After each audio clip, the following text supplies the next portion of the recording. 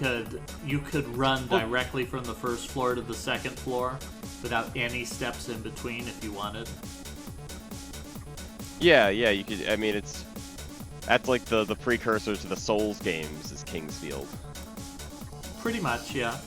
Yeah, there's a lot in Kingsfield that you can definitely feel the influence, down to, that you keep meeting all of these sort of depressed looking dudes who are all like, yeah, we're hanging out in this dungeon and it's depressing, woo, hang out.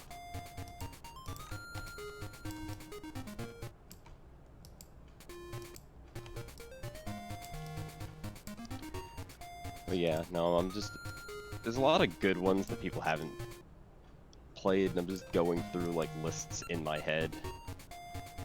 Just make people play Donkey Kong 94. That's an easy one. I don't think I'll have a problem with finding people to play that game.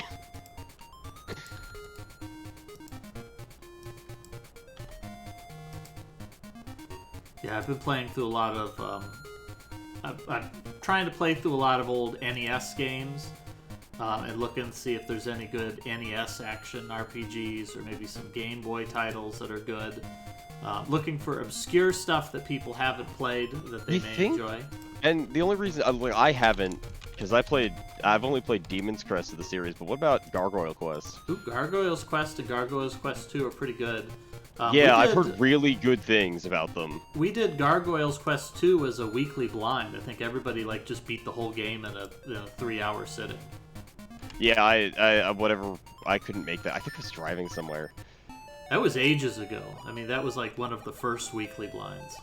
Oh, well, no, I mean the first one after we brought it back after we messed it up. Was it? Or I think because the first one we did was Future Cop. Yeah, it was Future Cop, and that was when we realized that testing was absolutely a desperately needed thing. We did test it, but only 2 people tested it, and both of us had 4-hour times. What was Pika Pal's time for that? I thought Pika Pal's was 9 like 8 hours. hours. Yeah. Yeah, it was. Yeah, but we tested it. It was me and Orville Red and Dead, and we both got 4-hour times. And it's like, okay, yeah, that sounds fine. Yeah, it was a much different place when we first did weekly blinds. Back in the days, I guess this might have been back before you joined the community, when it was just Blade Twin Swords was doing all the weekly blinds. Yeah, that was before. And we would just get together on a Saturday, and it'd be like, okay, what are we gonna play? And BTS would be like, here's 3 games that look kind of neat, and so we'd pick one. Oh, I was around for that, but that was as I just started to get in there. And so we picked something. He'd be like, "Oh, this is a fun game. A guy's stuck on the moon and he has to look for items. Oh, it's a Metroidvania." We're like, "Okay, that sounds good." And the game was ultra beta. It had about 2 minutes worth of content. Yeah, I remember Rob the Blob I've used for several shitty bingo goals because it's so easy to crash in that game. Rob the Blob, all soft locks. Yeah, that was one. Yeah, you just jumped slightly incorrectly towards the wall and you just go through it. At any rate, our viewers might notice that the game did in fact start while we have been talking.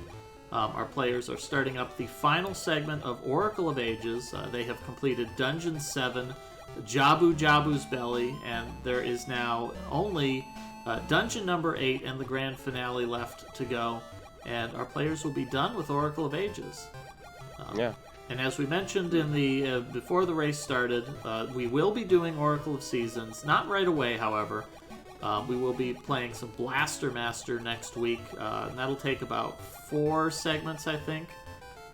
So we'll have about a month of Blaster Master before we jump back into it with Oracle of Seasons.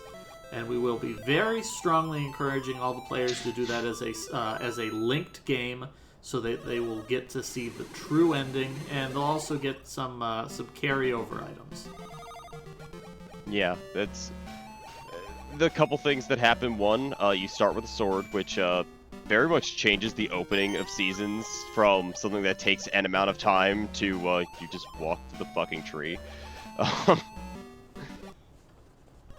It's kind of funny like that. So at this point, we've already got some progress here. Someone 325 made his way into the Sea of Storms, met the pirate captain, and received the jeweled eye. Hopscotch is right here, about to pick it up as well. Yeah, having completed the previous dungeon, the Zoras recognize you and let you in. And it's funny, the pirates are there in the future if you do seasons, because that makes sense, or well, I guess if you do it in the present, because of what happens with seasons. I'm sure we'll see the pirates again, it's important. And they play a top 2 song when, in seasons, not ages.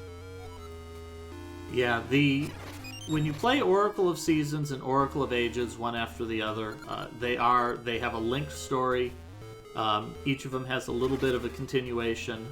If you play Seasons first and you do Ages second, the linked story is the Subrosian superstar Rosa is touring Labrina, which is a really boring side story. Whereas if we do it this way, where we play Ages first and Seasons second, we get closure to Queen Ambi's sort of plot arc. Not that it makes any sense, because apparently she's just magically transported 400 years through time. I mean, that's literally what she says, is that Nehru sends her through time and space to go on a vacation because of all the fucked up shit that just happened. I'm just watching Hopscotch be terrified of this pirate ship right now, I think. Pirate ships are terrifying. But yeah, there's a bunch of differences. The main thing is that the password system, you have to do these extra hard minigames in Seasons and Ages. That doesn't happen. But there's a bunch of other weird changes that, like, kind of muck with the plot pacing of Seasons. It's weird. Did Nighty get the jewel? He must not have. He's going back into the sea. But yeah, the jewel is they found this in the Sea of Storms, where they've been trapped for forever.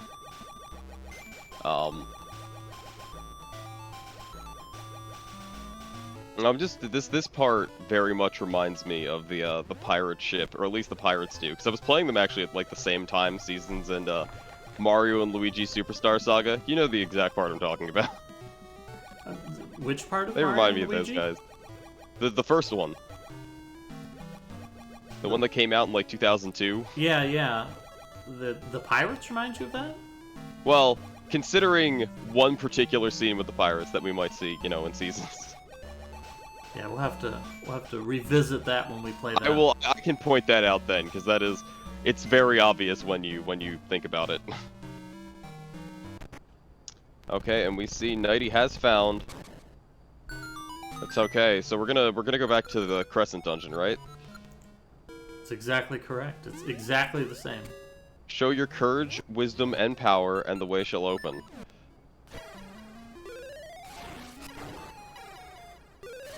So Nighty is absolutely loaded here. Has 3 different rings. Has the noble sword now.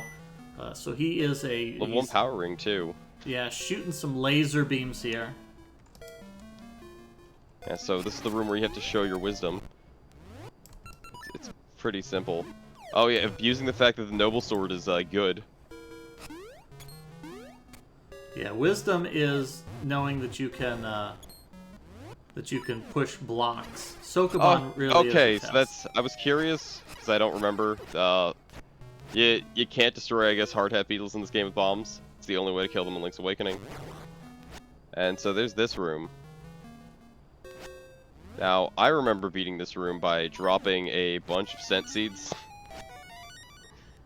There's a much smarter way to do it.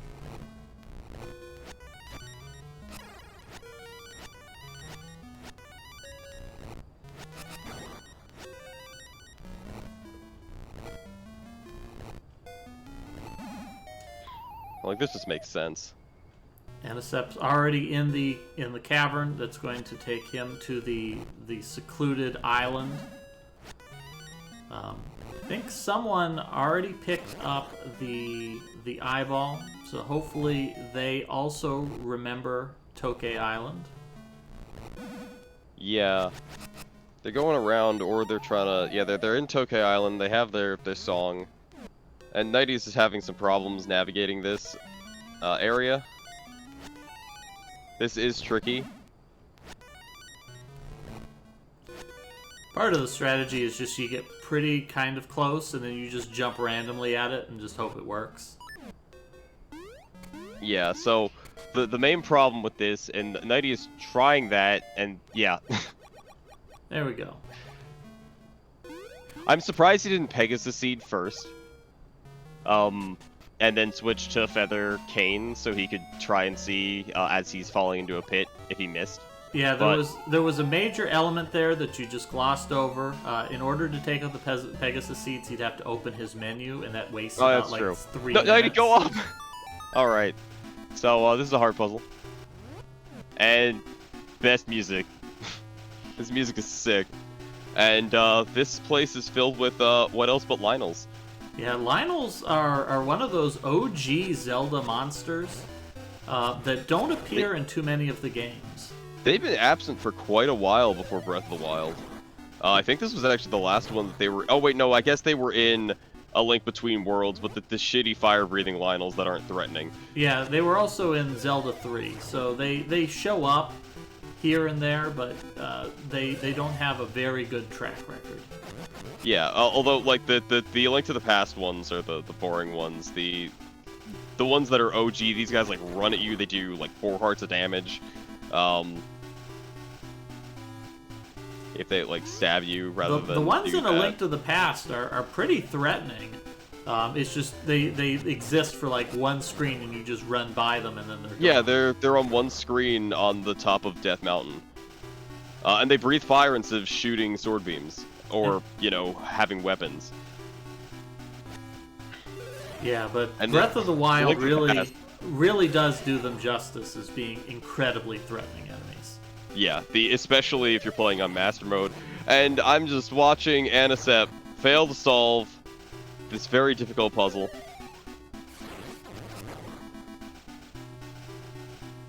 I wonder if this screen is one of the screens that are considered part of the graveyard. Because you can't warp through time here. And it is. So, Ancient Tomb. This dungeon is really cool. If you haven't figured it out, they'll be picking up the level 2 bracelet, which means we have all of the options for everything else here, other than, you know, getting blocked, which means that all the puzzles are mostly open to you, because level 2 bracelet, any game that you pick up a golden gauntlet, you kind of get sad, because that means you're not going to do anything cool, you can just pick up more rocks. Yeah. Yeah, the power bracelet level 2 is a pretty disappointing item in every game that you can get it. Yeah, so open the map, you can see, okay, the things on the left, and you gotta think this through. Nighty hasn't quite thought it through yet. So one thing that really throws you off is that in this game, you can just swing your sword instead of having to hold it out and clink it. Just swinging your sword randomly, that's enough to trigger it. I see Nighty is checking other directions. However, the map in this doesn't lie to you. The only time it kind of does is when the path doesn't exist because, you know, time. So, of course, we're being incredibly generous in this game. The Wallmaster's showing up in the second room of the dungeon. So catching you will only make you lose a single room's worth of effort. It does make you lose a bunch of bombs, though. Yeah, that is true. Depending on how far through this room you go. And, oh, I like Nighty checking the map to make sure that there's nothing he's got to look for, because this game really wants you to, you know, read and figure things out. This is neat everything. So we see Anisep here is down to 1.25 hearts and is desperately digging for health. Anisep's almost to the entrance. Yeah, if Anisep can get to the entrance, that'll be a checkpoint. Yeah, so you have to use all of your ability to activate switches and push buttons here. Although one of them's a little bit contrived, because you light a torch instead. They ran out of things that you could put on things. You could push a pot or something, but there's no way to prevent you from doing the switches in like a weird order. So Anisep does not have a level 2 sword. Is in fact We've got 2 players who are still on a level 1 sword who were unable to complete. Yeah, The, someone not checking his map either.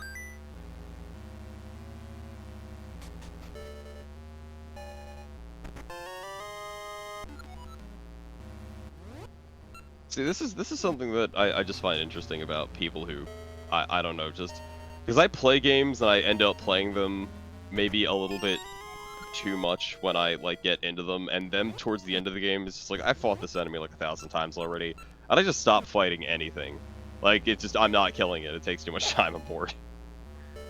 Yeah, I And was just wasting your time to fight these Lionels instead of just walking past everything. It's just a waste. Yeah, there's really not a whole lot of reward you get from these. This isn't a game where you're gaining experience points. There are more efficient ways to get money and health. Yeah, it's really not a bad strategy to just run past everything. Yeah. I mean, like, in Breath of the Wild, killing things, you know, it wastes durability, but you might need money to buy more arrows, because you need more arrows. And, you know... Well, it gives you crafting ingredients. Like, you need to get those Lionel hooves and shit like that so that you can make armor. Yeah, I'm pretty sure I got everything in that game. I didn't spend the time to grind out the rupees to max out the levels on everything, but other than the Korok seeds, because I got the final reward and then I was done. I wasn't getting the 999 thing. It's more than 999, but yeah. I thought it was 990.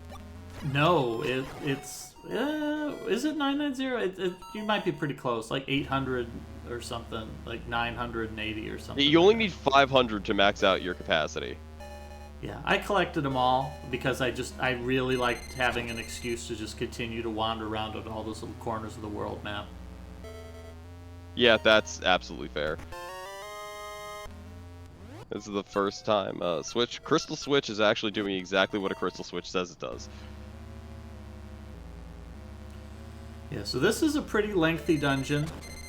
It's in layers, so it's sort of a pyramid shape, except for we're descending it from the top, as opposed to most pyramids you ascend from the bottom.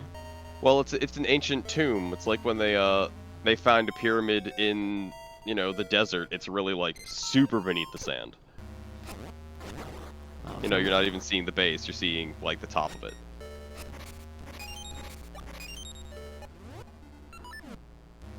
I think Nutty's really enjoying that Sword Destroys bottle feature.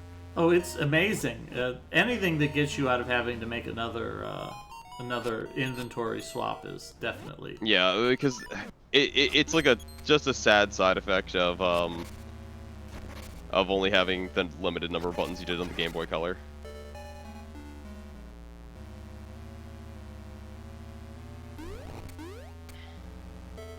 I'm trying to remember, because some of the theming is between the two games of what the boss is, and I'm pretty sure I'm remembering the Seasons dungeon,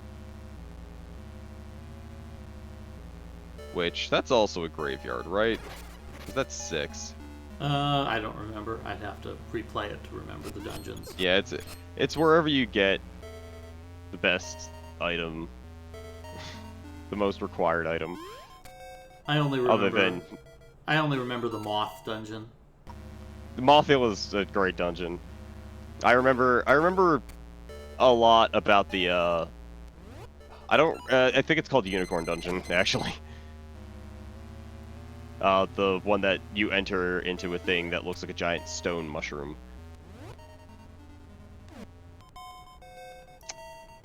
And Zenik is having some problems here. Okay, so Hopscotch is doing exactly what I did.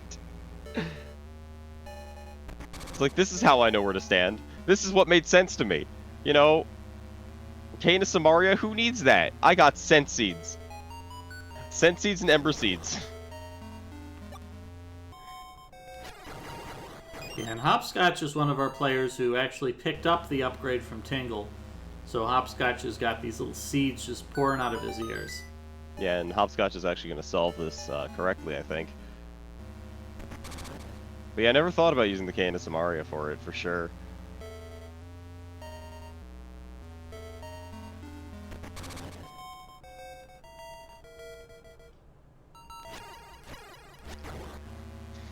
Nighty just trudging along through. Oh. I'm pretty sure I'm remembering.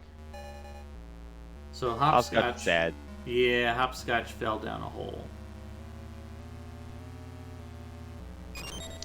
And Nighty Stream is Yeah, curious for me.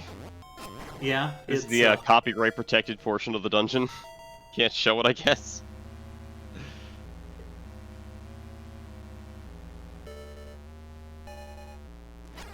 Yeah, it really throws me off, like, when you're playing these PlayStation, like, 4 games, and it's all like, oh, you can't record during this segment. It's like, what? Yeah, I find that weird. Some of it, I think, is due to the nature of the system being weird.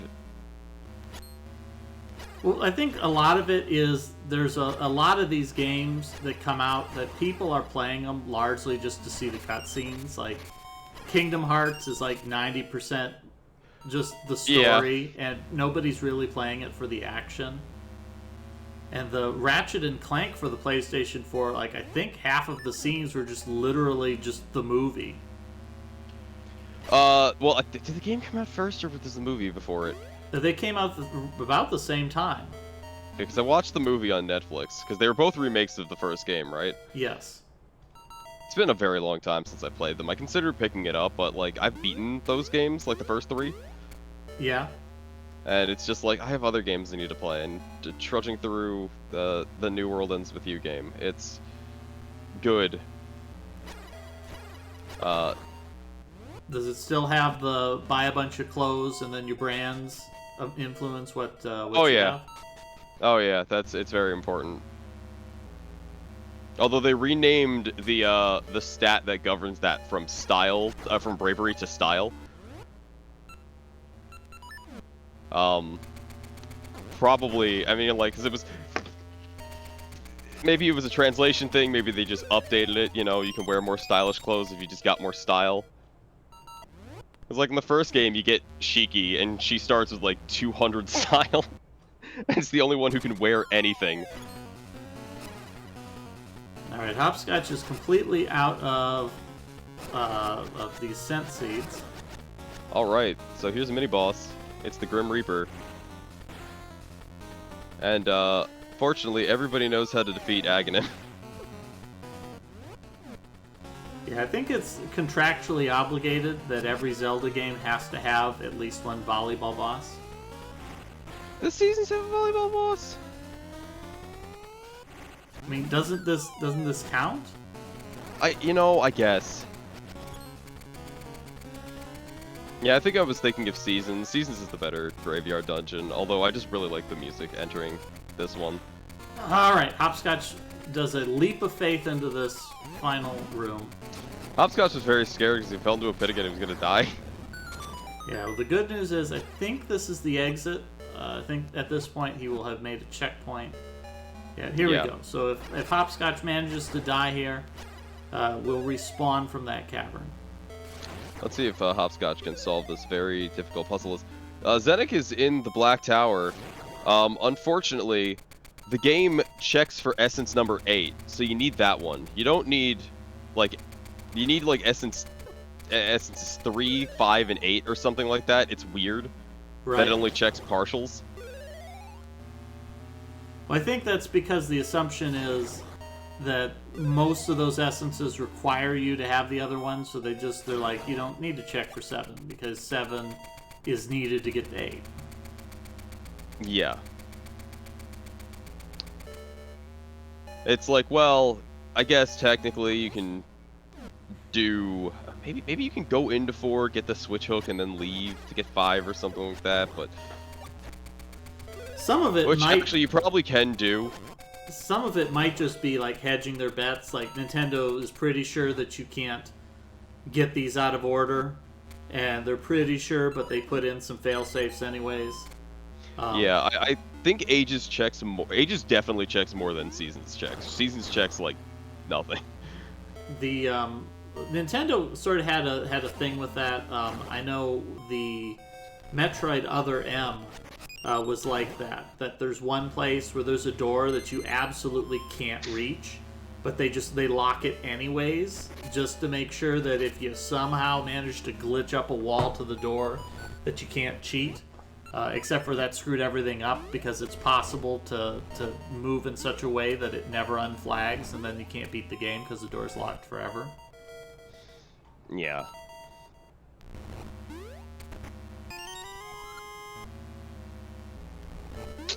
Okay, now I'm curious. I don't remember where I checked that information. So we've got 3 of our players are in the dungeon. Hopscotch will be joining in just a moment. The first floor is pretty straightforward. However, it's this bottommost floor that Nighty is now on, and I think someone's on it as well. It's broken up into 4 quadrants, and it's basically 4 independent challenges that you have to complete to get these little slabs. And all 4 slabs get you access to that very bottommost floor of the dungeon.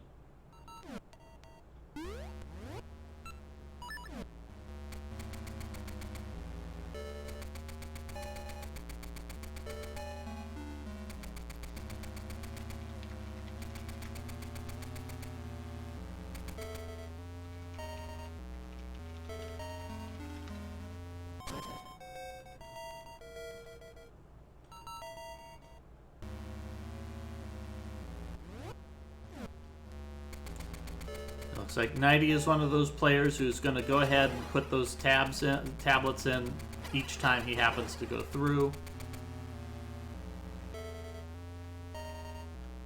It's important, and okay, we have more Hamiltonian paths here for Anisep.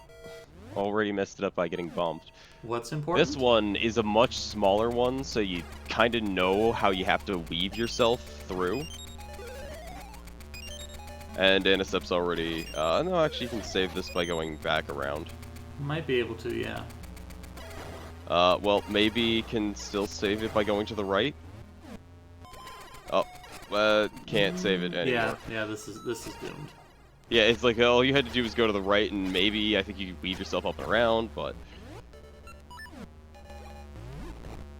I think this one you just kind of can snake the entire thing.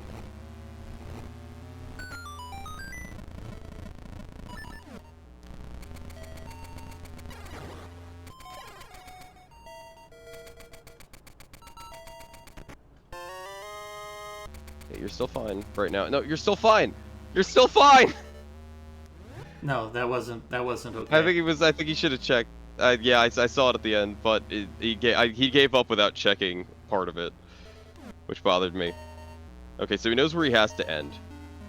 I feel like him ever leaving the wall is a mistake.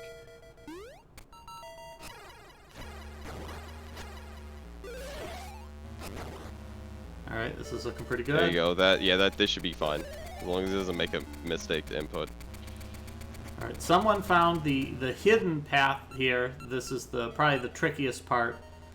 In order to get to the slab, you do have to find that little hidden corner that you swim down to. It's like someone missed the map somewhere.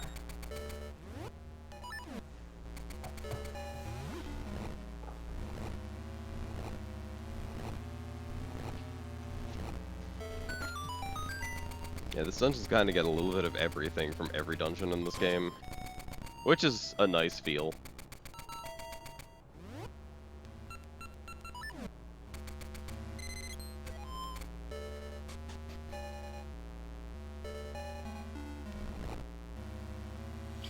Meanwhile, where's Zenik? Yeah, I don't have Zenik up on the restream, by the way. Okay, so. oh, Zenik's in Coronut Mountain for some reason. Yeah, Zenik might be looking for more treasures. I think Zenik already has the level 2 sword, though, which is the most important item. Yeah.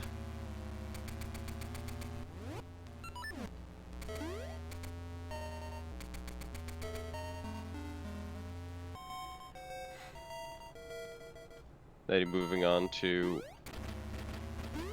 a minecart puzzle-ish. You can't go that way. That's a minecart-ish. It looks like a minecart to me. Just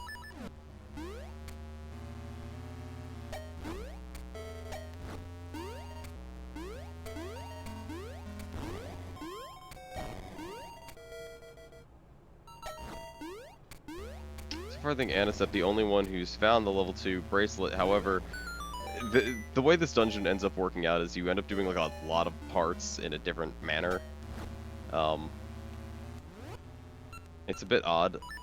Nighty trying to use Ember Seeds on the Gibdos. However, that just turns them into Stalfos, as anybody knows setting a Gibdo on fire does.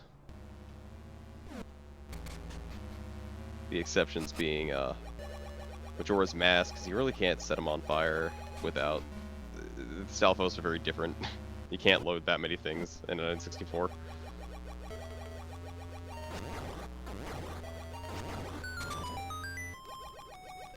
Alright, there's a hint owl for Nighty, which might be helpful.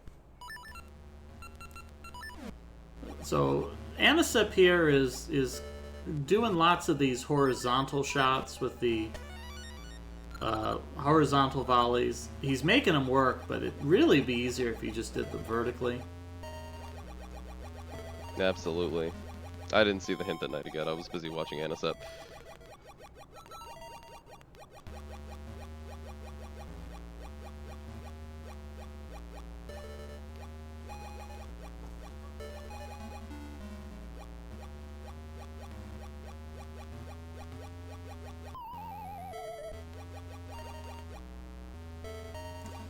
Alright, Anisep has created the checkpoint. He's going to be happy to see that. Hopscotch is on the hunt for the most disappointing upgrade, the level 2 power bracelet. And Nighty spots the hidden pass here that is going to get him another tablet. I think this will be Nighty's third tablet. This will be Nighty's third. And someone is probably also on their third tablet. So both of them have the bottom right tablet left to get. Yeah, Nighty, and I didn't check someone's inventory. I believe they both still need the level 2 bracelet. Yeah, they do.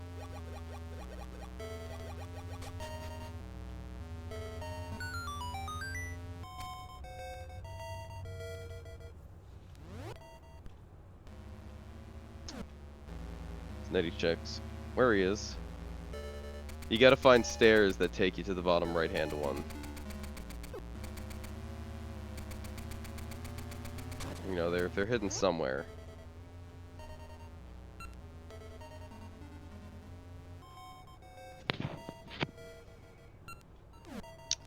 So Nighty's checking, sees there's a chest on basement floor 1 he hasn't gotten yet. Maybe that's important. So I'm pretty sure the stairs are underneath one of those dragon statues.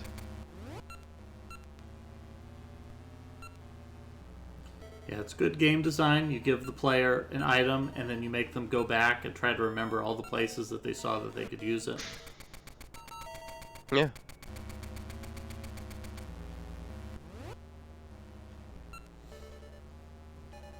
Lots of thinking from Nighty, trying to figure out what to do, but just has to go back to upstairs.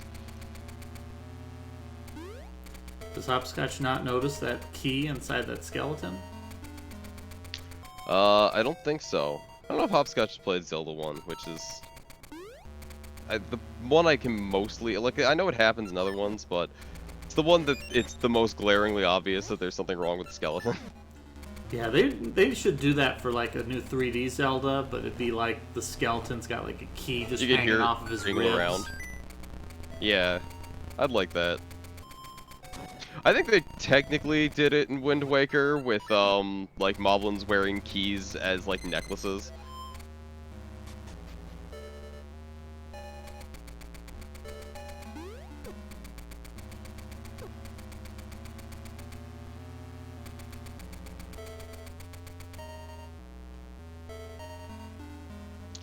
Okay, Nighty sees the one chest. Does he hit the switch? Solves the puzzle. Someone's beefed it. In more ways than one. Yes.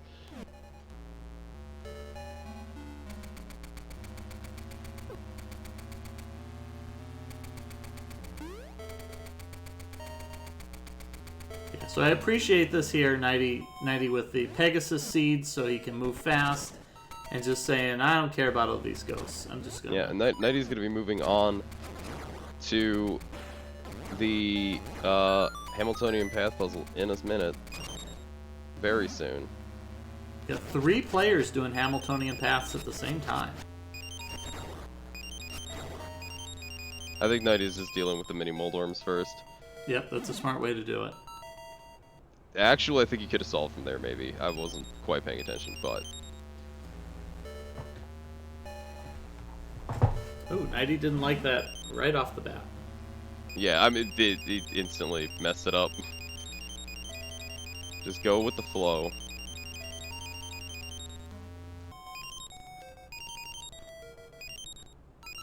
You know you have to go down, and then you have to correct a bunch of stuff. Nope, this is a dead. Yeah, he had to correct some things, but he didn't quite figure that out. Someone can just go up and around and down, and now that's Nope. DOA as well. I wasn't sure, but yeah, it was definitely dead. 90 likes this start a lot, and has messed it up. Yeah, I think that the mistake is following the wall. The mistake is not going to the left first. All right, so hope you guys are ready. This is going to be the next 30 minutes of the screen. It's just stream. It's going to be these 3 players trying to solve this Hamiltonian path puzzle. No. Okay, so 90, you know you can't solve that. I'm pretty sure 90 knows this. And let's see if 90 starts by going to the left. Does not. Likes the start a lot. Here we go. Someone's got the Yeah, right so if he goes down, no, he can't get the top. Yeah, he's got to do that left part sooner rather than later. And there's a couple times you can weave yourself back around and get it, but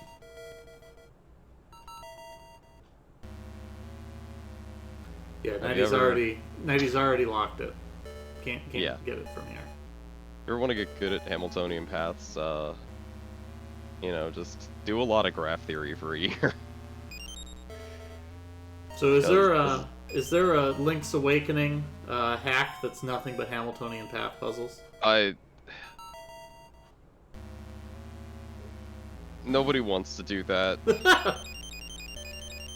Roomba rooms are fine, but, you know. Let's see how 90 is gonna change it up. Yeah, 90's it keeps getting stuck in this loop right here. He just keeps doing the same thing. It looks like Hopscotch has figured it out. I think he could figure it out if he goes up there, cuts back around, and then, like, encircles it, but I think he misses a tile. That's the problem. Yeah, then this also fails. If you go left, you'll solve it. Okay, now he's going left. There we go. Always left. So this is a stuck. 90 won't be able to solve it. From Yeah. here. If he'd gone around earlier, like at the top of that, it would have been fine, but...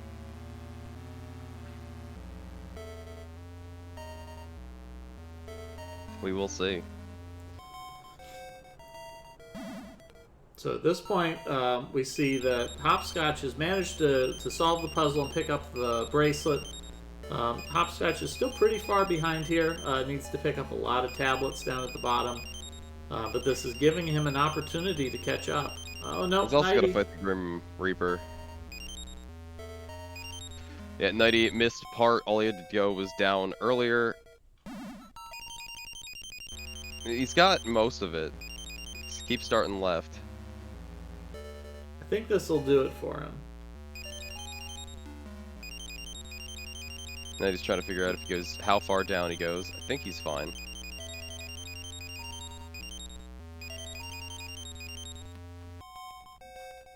Go up and around, snake back. Yeah, you're fine. All right, looks like 90's got it. Okay, I was a little concerned when he went to the left for a little bit, but it ended up being the same. I was hoping he wasn't gonna hold it for longer. Alright, so the level 2 power bracelet. Whole purpose of it is to pick up big dragon boy statues in this dungeon and immediately outside this dungeon. Beyond that, it's useless. Are they dragons? To me, they look like a praying nun or something like that. I'll wait for. I always looked at it as a dragon knight. Yeah, I could see that. I can see what you're seeing. To me, it looked like a little bit like a veil and a goofy looking hat. Yeah, I can kind of see that. Alright, so Gash Seed, everybody's favorite. And so now that you've gotten this big item, what do you think you should go do? You should go use it on every statue. Because, same thing in Dungeon 6 and Link's Awakening, which, depending on how many of them played Link's Awakening, you know, maybe that's a gap in memory.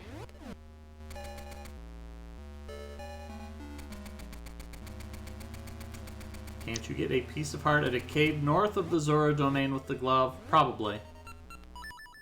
Yeah, probably. There might be a thing there. There's definitely. I like what Nighty's doing. Nighty's being very. I was about to say, why doesn't Nighty can't figure out how to get downstairs? Why doesn't he just save and quit and take the warp? But yeah, there's definitely at least one cave in the overworld that that has a statue to pick up.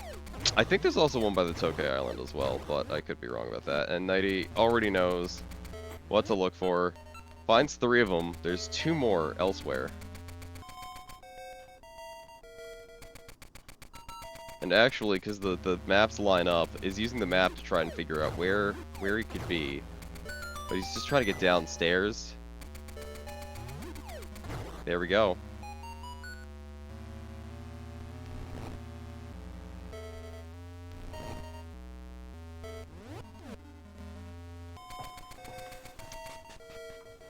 Just exit and re-enter. Or you could just use the switch hook. Yeah, I was gonna say just use the switch hook. He's like, because there's a puzzle here, but you don't have to really solve it. It's gonna be a boss key, but Nighty really doesn't want a boss key. Nighty wants the tablet. Well, he can't use the boss key yet.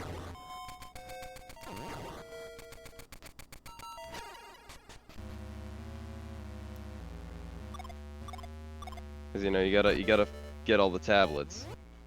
And so that's very easy. It's probably the easiest minecart puzzle.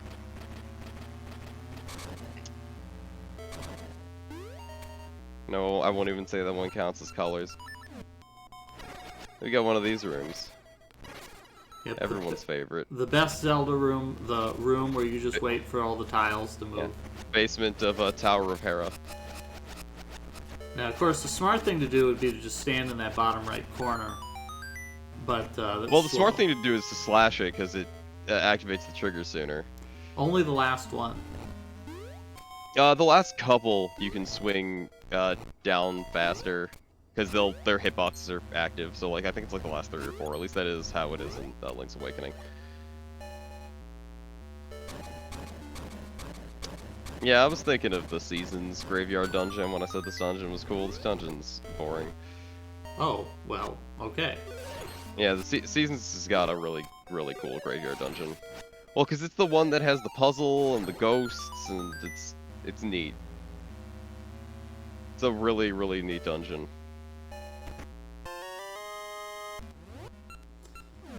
And there we go. Now you find the last stone tablet. I guess all my favorite dungeons for this game are probably in Seasons. Other than, I really like D4 in this game. So all of your favorite dungeons in this game are not in this game? Yeah, I mean, it's the same game. We're fine. This is part 1 and part 2.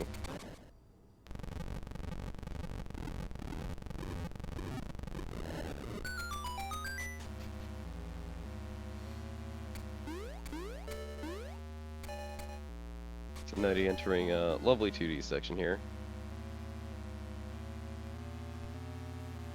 Don't know why it's there, but probably to excuse you going down in a room that's not directly above things. It's gotta solve this very, very tricky puzzle. Yeah, Infernal Translator saying in the chat that this is a hint that the order that you use these things is the same order you use them against the boss. So I guess it's sword, bomb, seed shooter,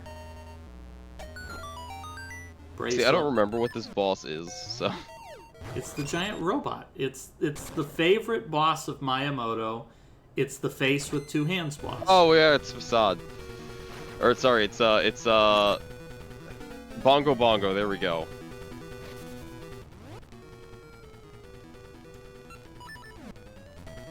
I think you just hit him with scent seeds.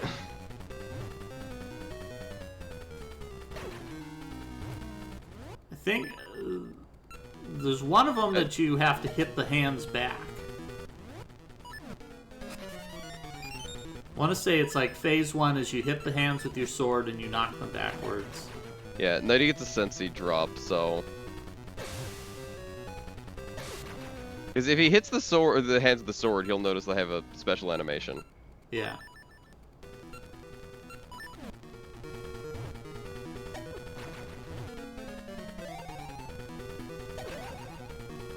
I don't know if he realized that hitting him with the sword did anything. Because he's not hitting them with the sword, which at least would get them away from him. So this boss is... I like the switch hook attempt. Yeah, this boss is also a little more obnoxious because he's got 4 completely different phases. So every time you've learned a phase, then he's like, okay, sucker, phase shift, and then you have to guess all your items again.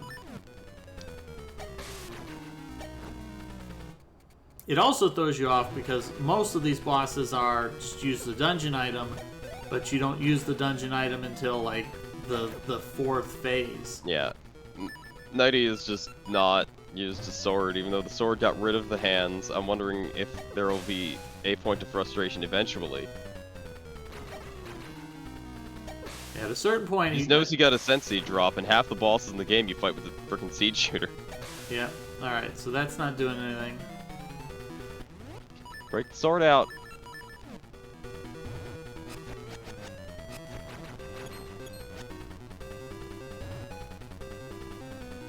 Okay, so that should give you something. You're playing baseball. It's the batting minigame. Yeah, does this count as a second volleyball boss? I don't know, because this is the baseball minigame. So now the Alright, seed so shooter the hands phase. are gone. Or no, this is a bomb phase. You gotta throw a bomb in between his hands. Okay, so he's thinking.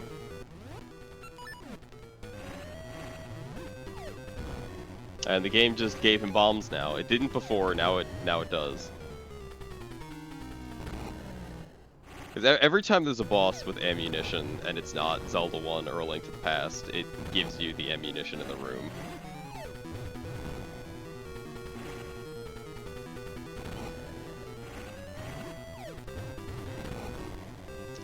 But if you can't figure out what to do, just always just slash everything with your sword.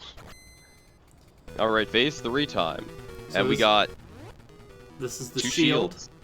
and you gotta hit right in the middle.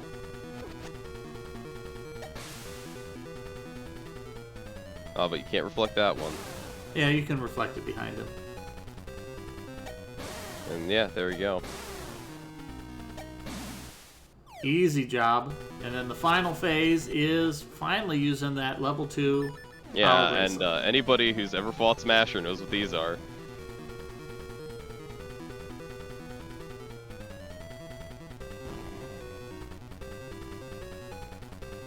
Right, he's almost got the right idea, but you gotta grab the one he's not using.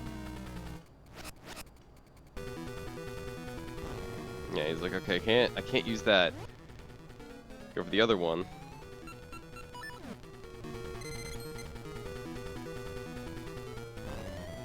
Okay, I like the switch hook attempt, but that went through everything.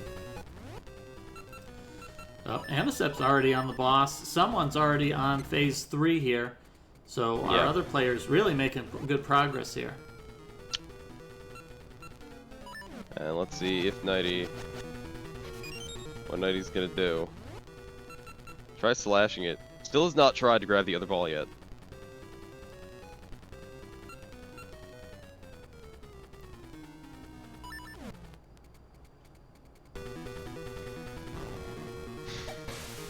I like the Sensi swap.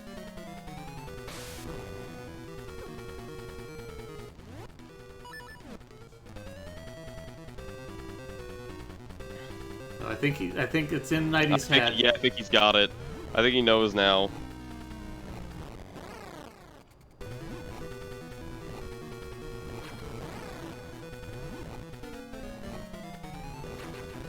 Yeah, this is how you make a boss that you fight with a power bracelet, I guess. Yeah, that or you make Facade from Link's Awakening. That's the Power Bracelet boss. No. It's the boss that you just super jump over. Or, you know, drop a bunch of bombs on his face.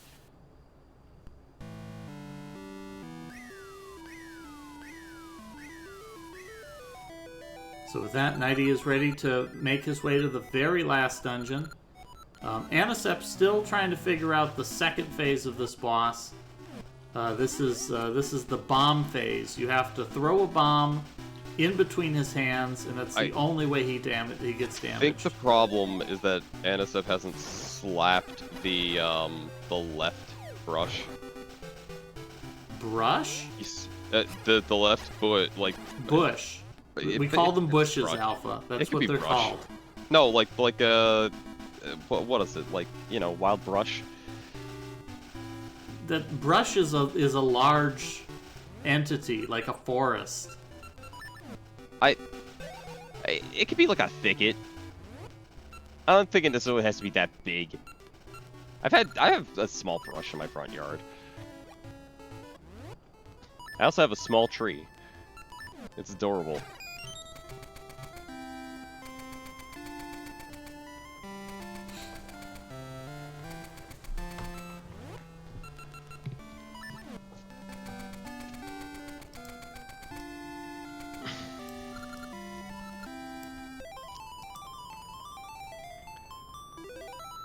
So Anisep was trying to do the right thing, but the game just wasn't going to give it to him.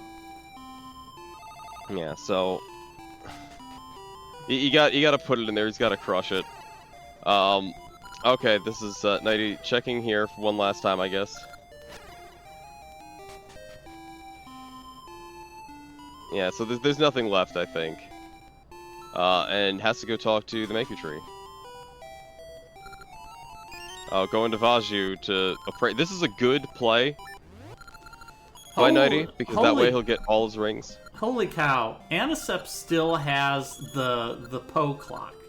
Anisep has done 0 steps of the trading sequence.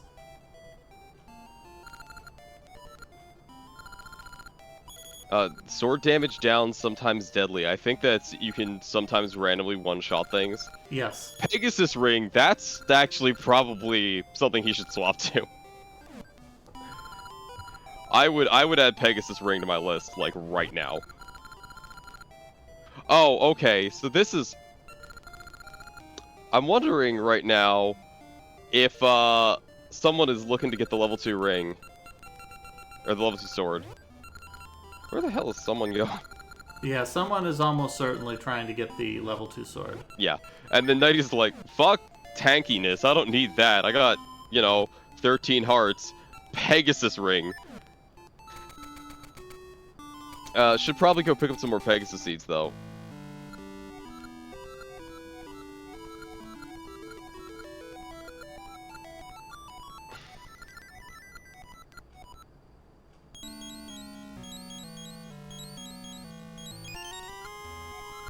You know, I find it like a waste that there's this whole, like, dungeon on the head, or like this whole thing on the top of the Maku Tree. You don't really do anything with it? Yeah, like, I feel like they should have made you go get the seed. And look, Twin Rova's here. I wonder what that means.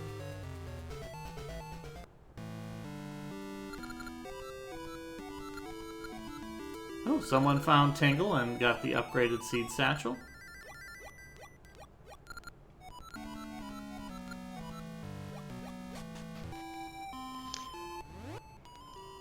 Anicept just cannot figure out how to fight this boss. I'm assuming Nighty is going to Whirl Seed to the Pegasus tree. And he absolutely picked up that Pegasus seed upgrade. Yeah, this is a really tricky boss. It doesn't give you really good feedback, and it's really easy to do the right thing and not get a result. Nighty's like, where's my Pegasus tree? And the answer is, it's gotta go back in time.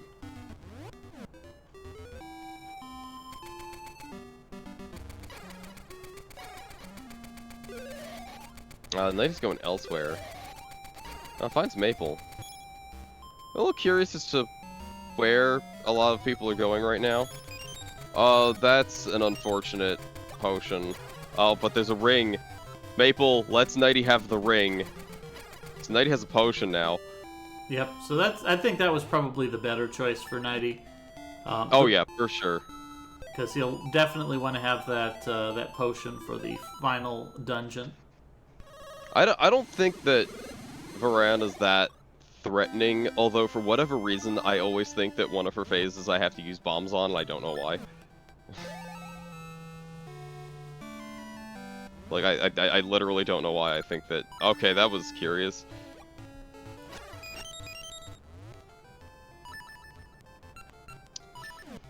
Okay, Nighty grabs a bunch of Pegasus seeds. And... Really oh yeah, I guess we realized it doesn't have to go back to the future. Should just go straight to South Lena.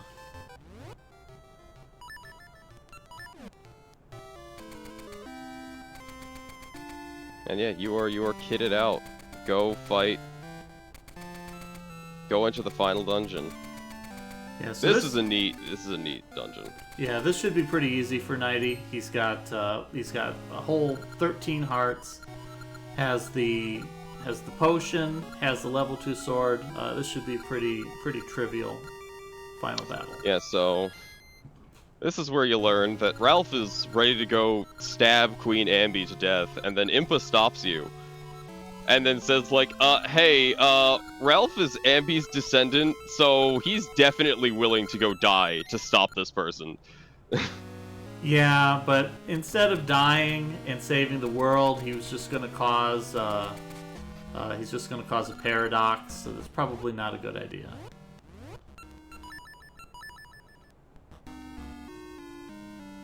Yeah, that's one of the ones where if all time travel is really you just going to a different dimension, then, you know, then it makes sense. There's a lot of time travel theories, and basically the concept is if you can travel time, you're not traveling to the same time stream.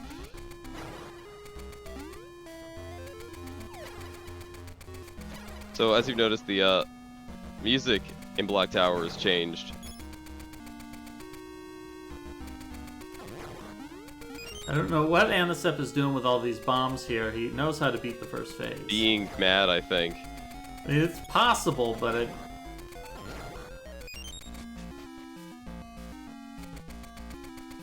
yeah, so we've got a little gauntlet here. This is the tower of 100 floors.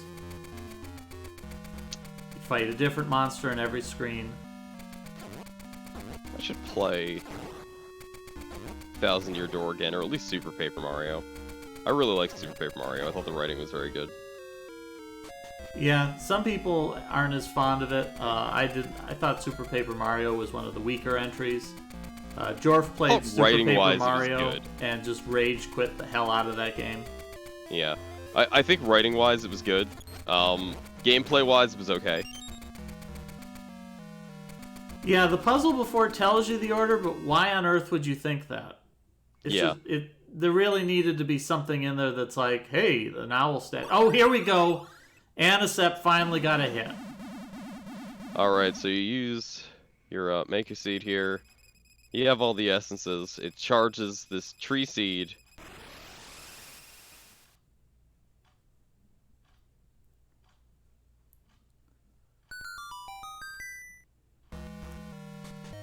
And now, instead of 3 doors, there's only one.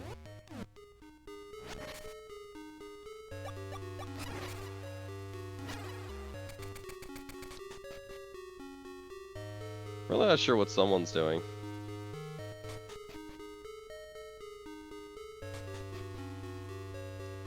Maybe going to collect the level 2 sword. I haven't been keeping up with their progress. This is annoying maze, mainly because the one floor is filled with wizarobes.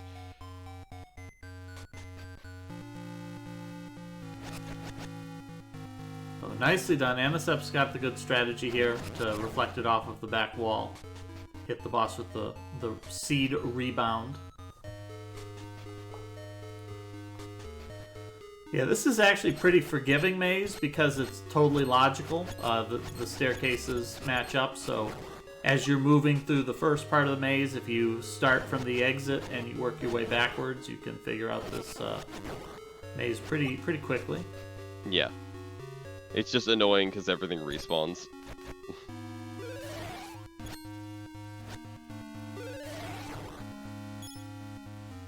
I don't. Do these night enemies have a name? These aren't dark Those nuts. are dark nuts. Are they? Yes. They've really gone downhill. I mean, half the time, instead of dark nuts, it's iron knuckles, and who knows which one it is at any given point. The truth glares at your back.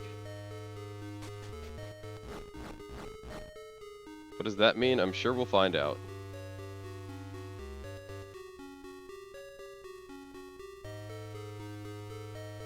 Think Nighty may have figured it out. Or not. Maybe?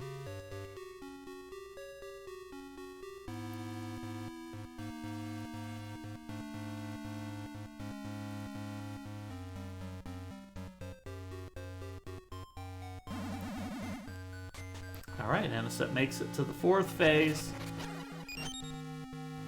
Nighty, recognizing the puzzle instantly. You don't want to go down there. That's just a waste of time. Whoa, Mystery seeds. What the hell was this? The boss just double-fisted him. I don't remember that.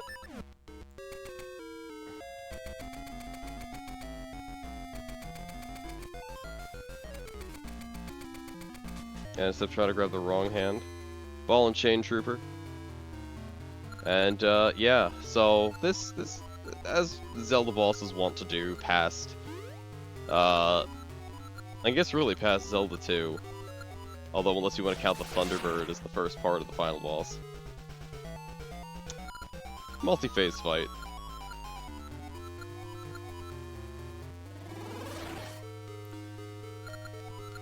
So this is the exam that tests whether you remember what happened 2 weeks ago. Or just anything about Varen at all.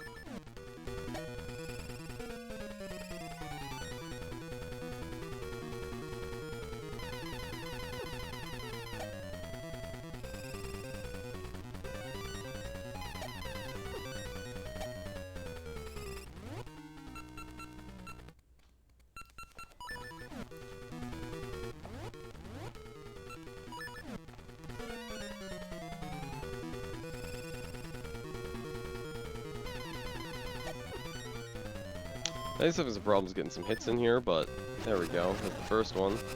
Swap. And sword.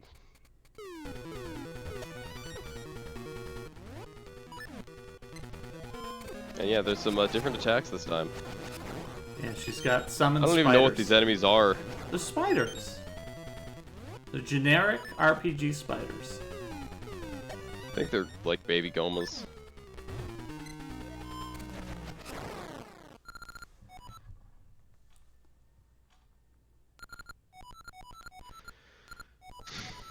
Alright, Queen Ambi saved.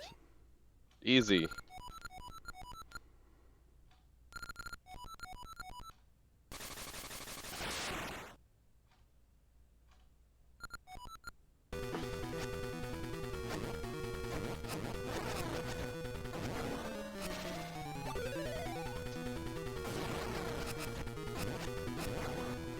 So now we are on confusing Shadow Link phase.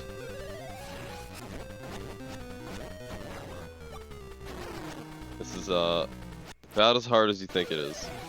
Yeah, this one's pretty straightforward. She keeps flying by, and you just keep stabbing her until she stops moving.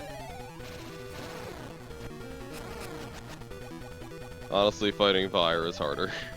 And then Nighty gets hit by her special attack, and we get to see the cool special attack that turns Link into a little baby.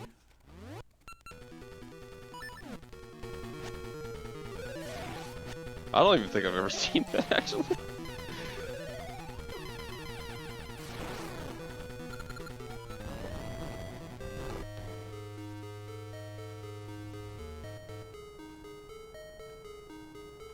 Alright, Aaron's dead. We're almost... Nighty's almost out. Yep, so we've defeated Varan. Nighty has saved the world. Congratulations, the game is over.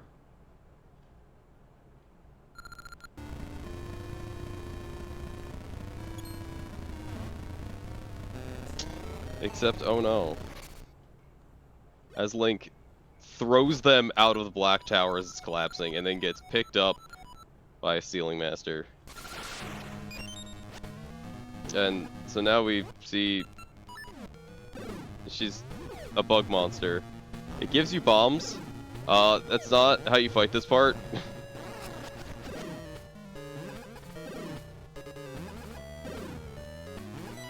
I always think it's this one, but it's not.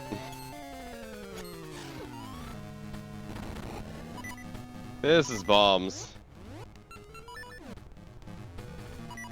Forgot that had a unique slam animation.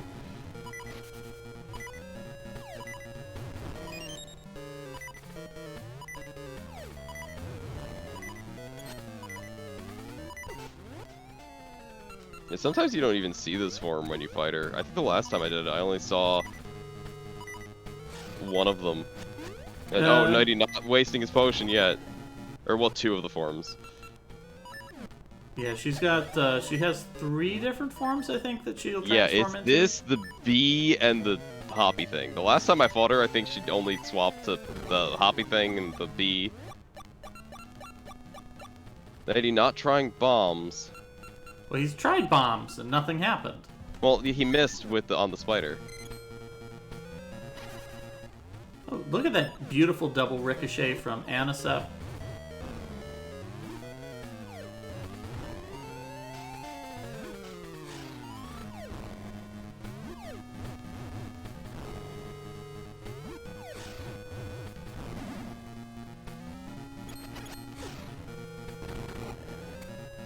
Get in there. Okay. So Nighty now knows what to do. You gotta bomb her face and then get in there.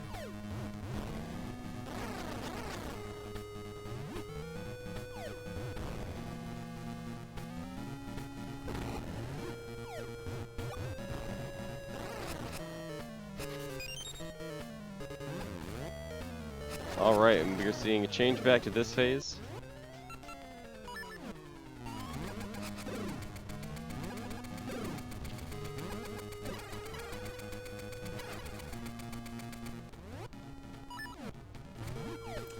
Nicely done. Anisep gets the kill on the boss, picks up that heart container, and is going to be ready to move on to the final battle. Hopscotch, I'm very proud of Hopscotch there, making the best movement in that tile room. Sitting in the corner where your sweep of your sword gives you full coverage.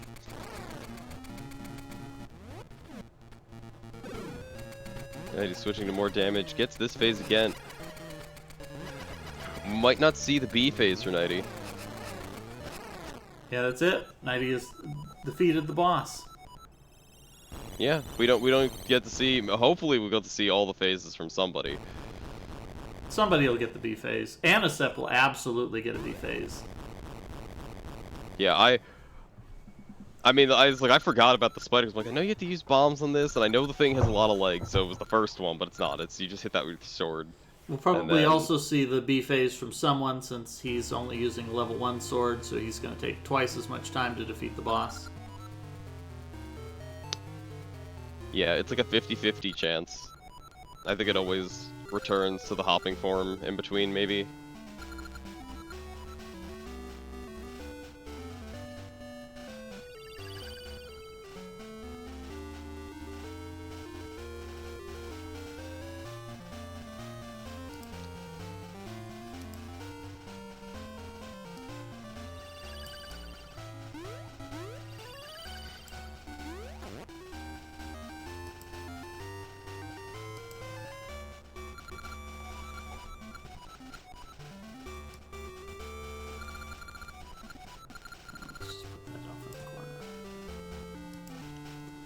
Hopscotch picking up that last tablet and making his way down to the lowest floor. The question, of course, is does Hopscotch already have the boss key?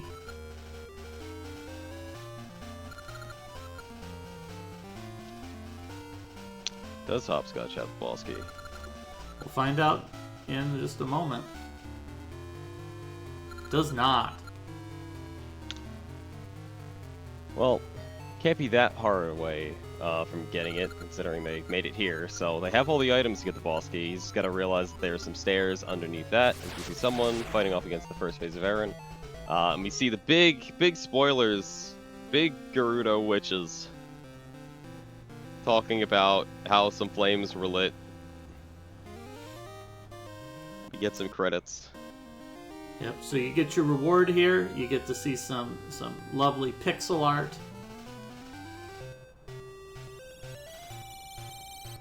It's pretty great. Also, we get that statue.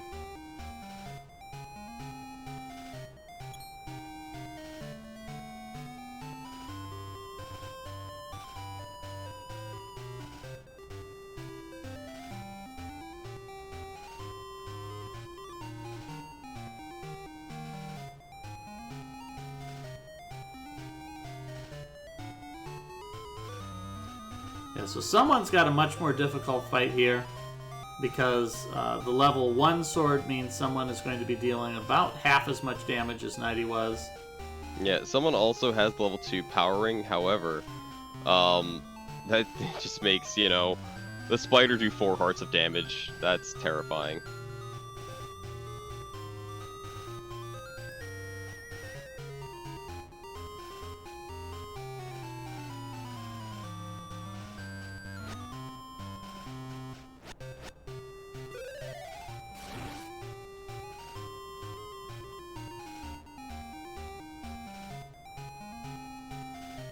Yeah, and there's Ralph doing Hurricane Swing. Not quite as good at it.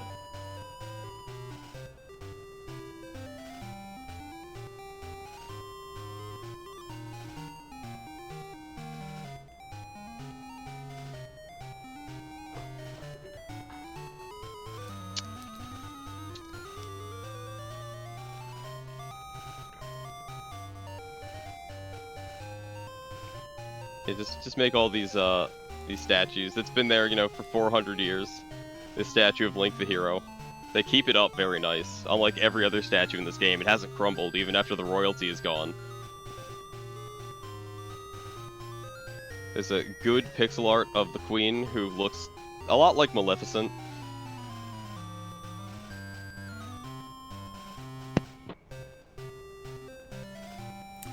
Oh, someone making a smart move here, thinking, oh, she's really weak against mystery seeds. Let's do more of those. That was a good answer. But it's wrong, when but the only thing in the room drops bombs.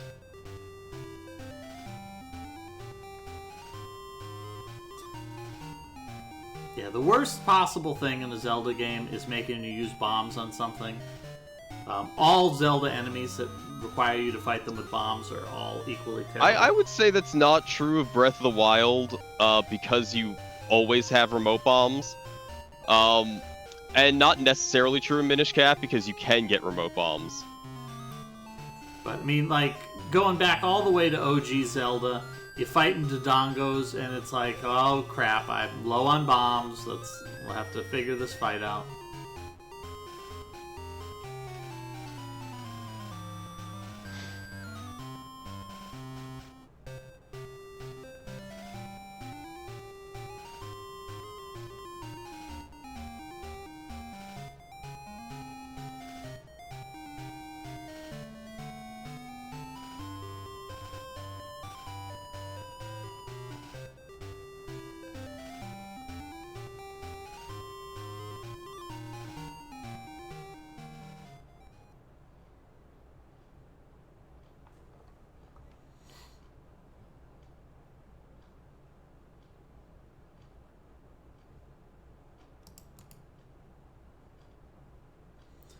Knighty gets his secret to Holodrum. That's a super secret code. Absolutely.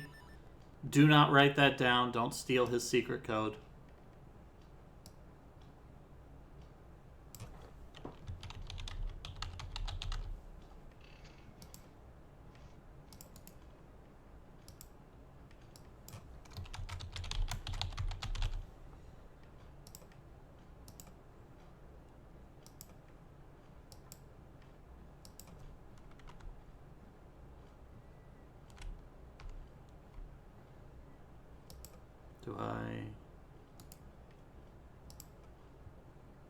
Okay, there it goes.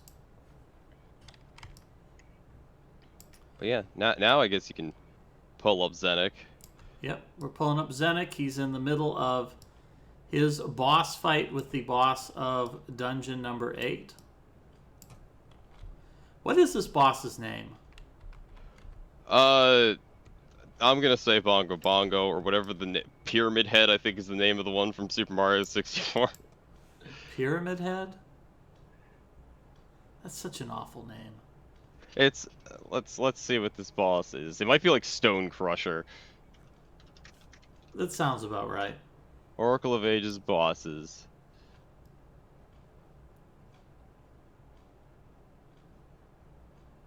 Ramrock. Ramrock. Last week we had Plasmarine. This week we had Ramrock.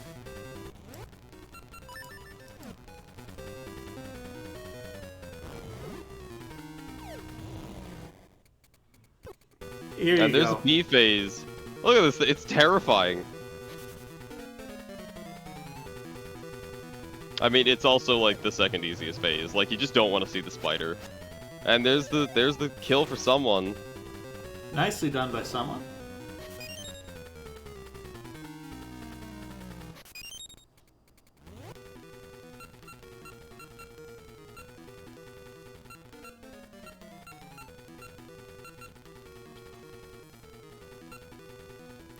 And then Link busting out of here like a badass.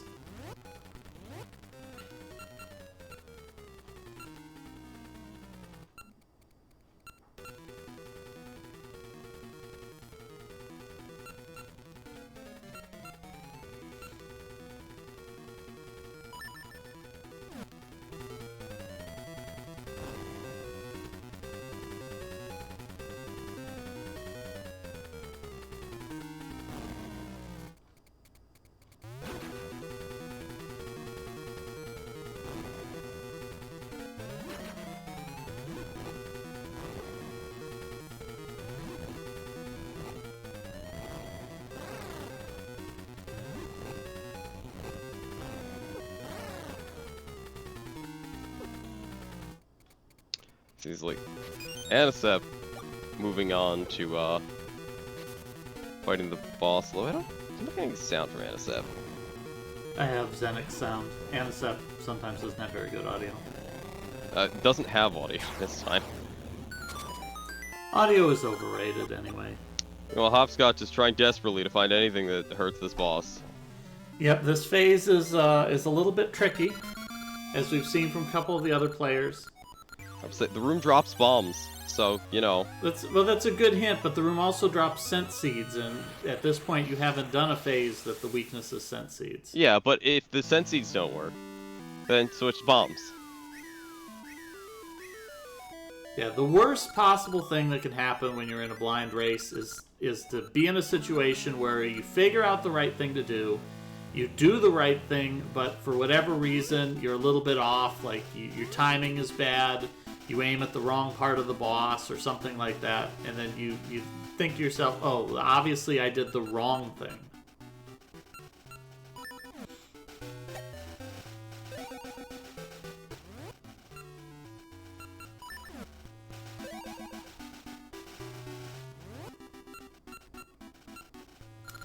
Yep, someone putting in the comments, level 1 sword, deathless game, 0 deaths for someone. Well done. Now, we mentioned before, this is the first of 2 games. There is a second game in the series, Oracle of Seasons. They are completely different games. Don't be fooled by how similar they are to the Pokemon games. These are two completely different games that have completely different overworlds, completely different dungeons, different bosses, different enemies. So we will be playing that, but not right away. We are going to be playing next week Blaster Master Blasting again for the PlayStation 1. It's a very light Metroidvania that's going to have a lot of driving around in your car while your older sister shouts at you over the radio.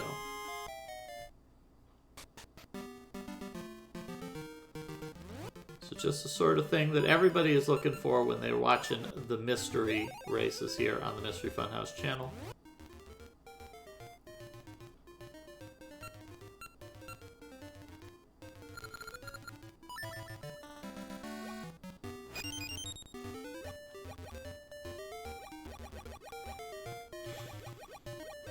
Oh, an interesting idea here, Hopscotch.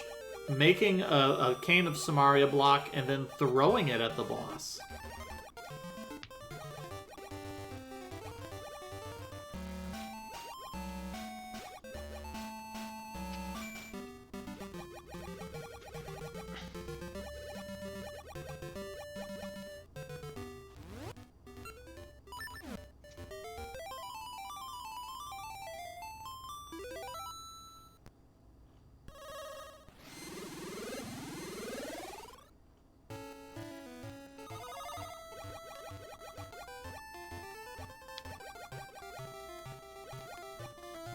Ooh, and Hopscotch getting a couple of shots in between the shields. It is possible to shoot between the shields and hit him, and Hopscotch pulls that off twice in a row there.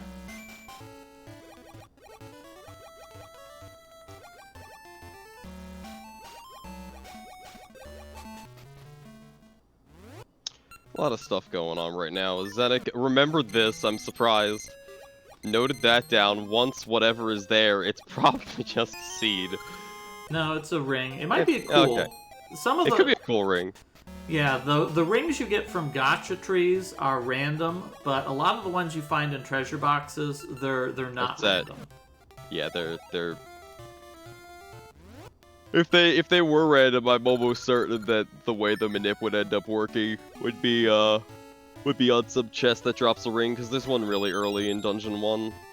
But it might not be possible to hold the manip for that long. There's a lot of weird things that roll RNG in this game.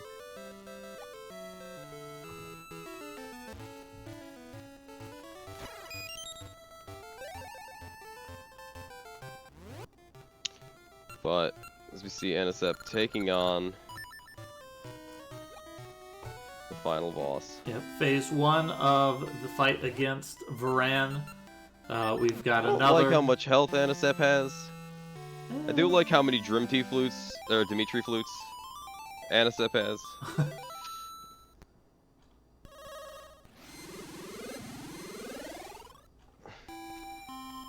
And we did give the players a hint in the pace spin that they can always get this password again later. We might see someone writing that down right now furiously. Hopefully they remember to save and quit, otherwise you won't. It'll make it a lot more difficult for you to do the connectivity bonuses. It'll make it impossible. Because you would have to... like, all the RNG rolling changes what that password is. Oh, really? So you'd have to beat the game again.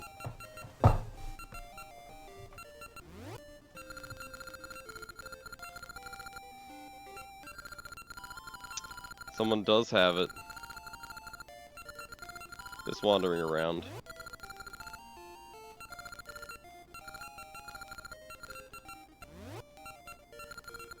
Anisep's just like, well, Ralph is dead. Time to leave. Because Anisep died, I wasn't really paying attention. Yeah, Anisep died.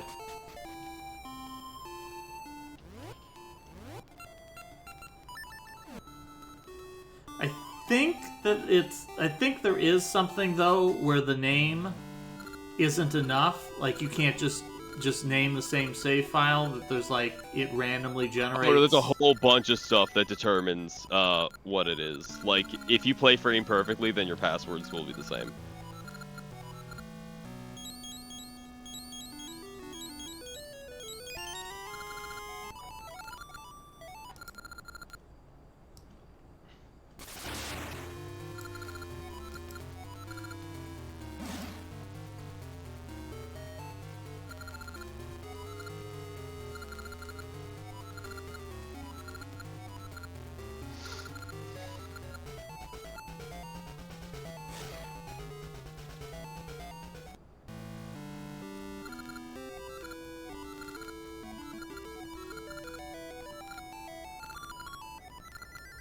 And I'm wondering,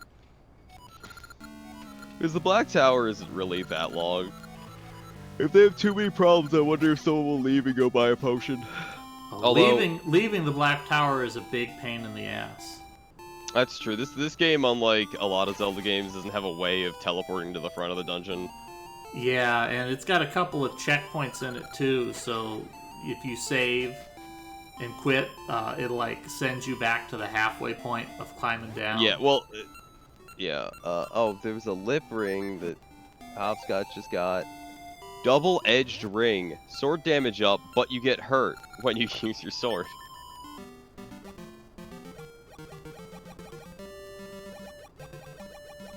See the red joy ring, and it's like you think that would be nice, but the reality is that what you really need is the special ore chunk joy ring. You can't get that in this game. Of course, all the players watching was like, ore chunks? What's that? You'll find out probably in the first goal. In 4 weeks. Or 2 weeks, one of the two. It'll be like 4 weeks. I don't like how Anicep's not using spin slashes and just standing adjacent to the line that Varan is on. Yeah, I'm also worried that Anicep doesn't have a potion. This is going to be kind of rough with a level 1 sword and no potion.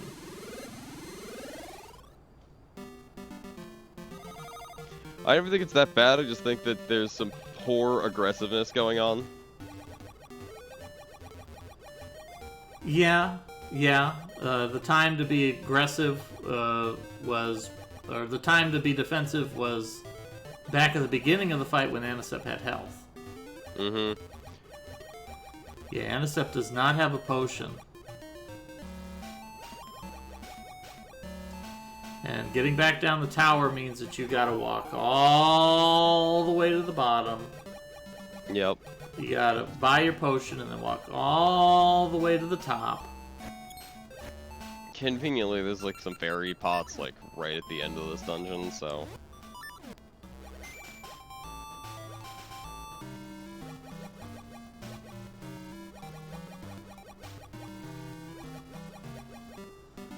Alright, looks like Anicep's gonna do it without a potion.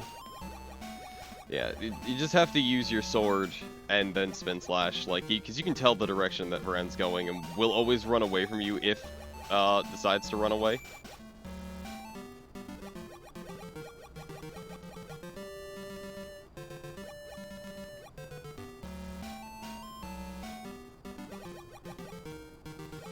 So it's really going to hurt Zenik really badly to find out that there's that one part of the ocean that's literally impossible to reach.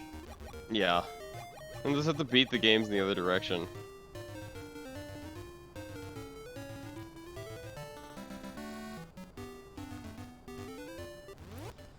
Now, a good strategy for Anicep might be to just save the game. That way, if you die, you don't have to run and grab the fairies, you just reload your save file.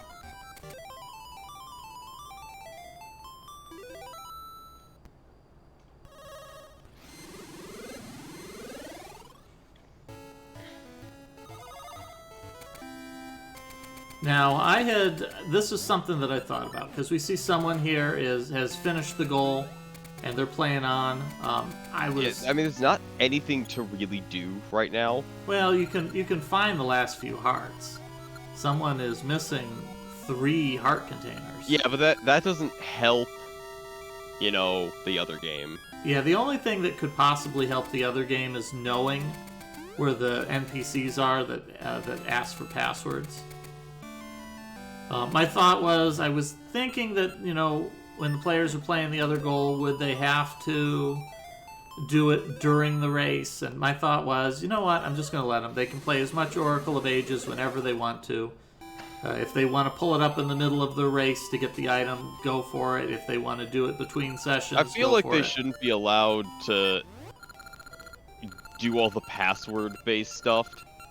Because then it's just like, oh, in the middle of the seasons race, somebody gets, a better sword, or the big Goron sword. Yeah, that might be the way we do it. So we'll figure that out. For now, though, there's not a whole lot that someone can do to really get in trouble. Although farming for rings might be a thing. Yeah.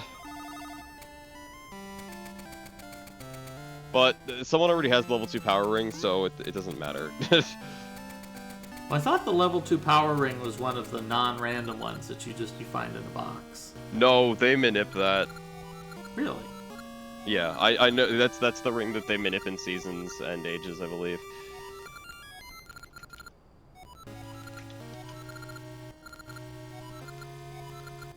Let's see. Yeah, so the level 3 power ring and the level 1 power ring are not random. Level 2 is. Oh wait, actually, let's see. Oh, maybe it's located somewhere in Crescent Island.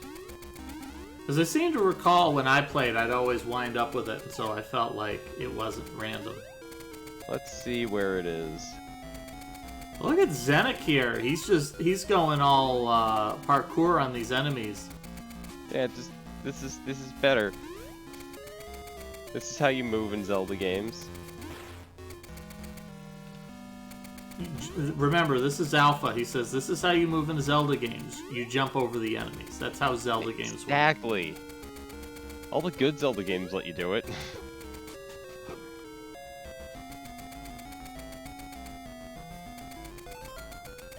Do it in Breath of the Wild, you can do it in the Oracle's games, Majora's Mask, Link's Awakening, Minish Cap. I guess you can also technically do it in A Link to the Past.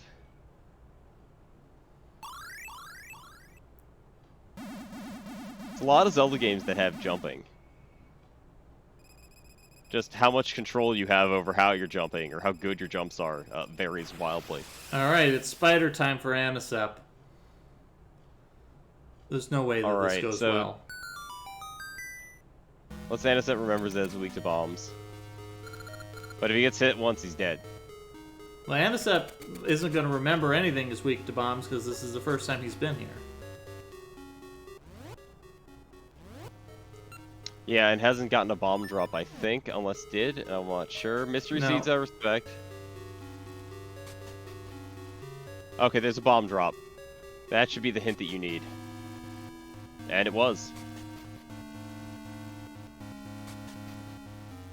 Oh boy.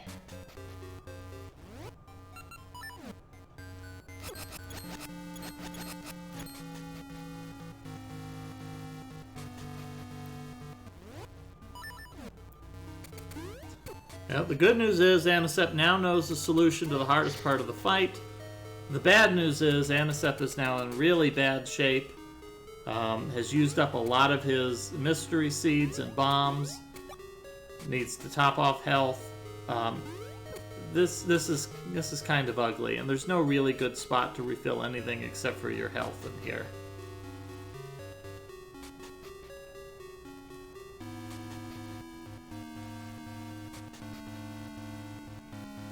Yeah, maybe we'll do a race of some CDI games. Maybe that's the trick. Okay, so the level 2 power ring is a random ring or you can find it in a chest. That Zenik, the chest that he used the long hook for, that's the chest that's in.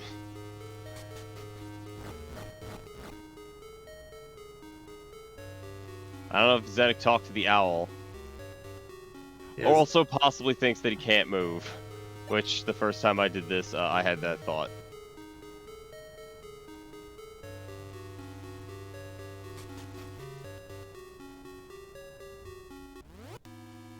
That's why some people make saves and then hard reset when they die. When restocking is a pain. I've definitely done that because I'm like, I'm not refarming this. Yeah, I did put a hint in the pay spin that warned players that that number 1 climbing down the tower was a pain in the ass. Stock up before you do that. And number 2, reminding them that the room with Ralph is the topmost room of the dungeon, so that it would save them that trouble of restocking in the event that they that they went up here and they used up a potion on a bad run.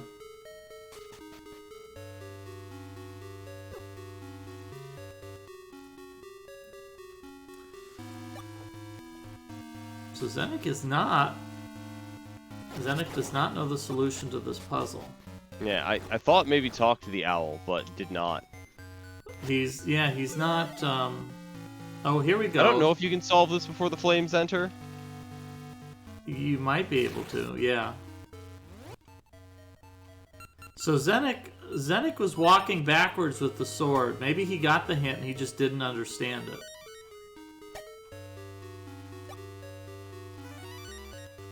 Yeah, and this is a long sequence. I'm sure if he waits around long enough to watch the flames go into the stairs, he'll understand.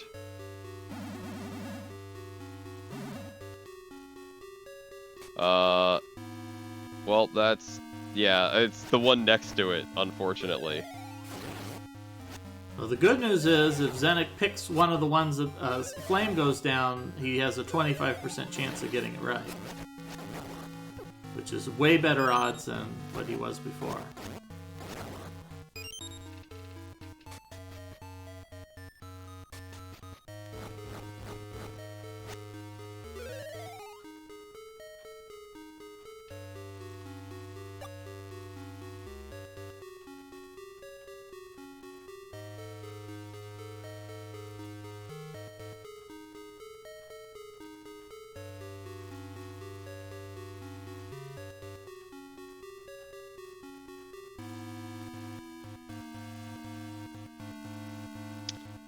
Just watching the flames go places.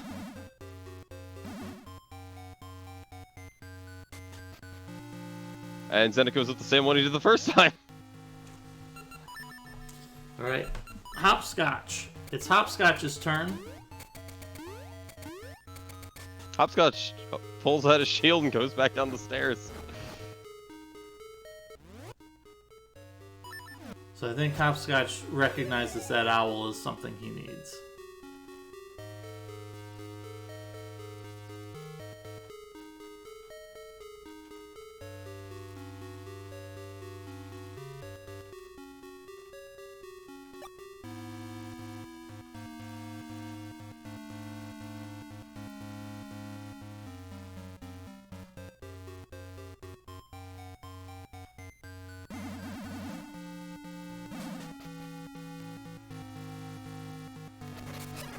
So the good news is, Zenik makes it through. I'm pretty sure Zenik has no idea why that was the correct staircase.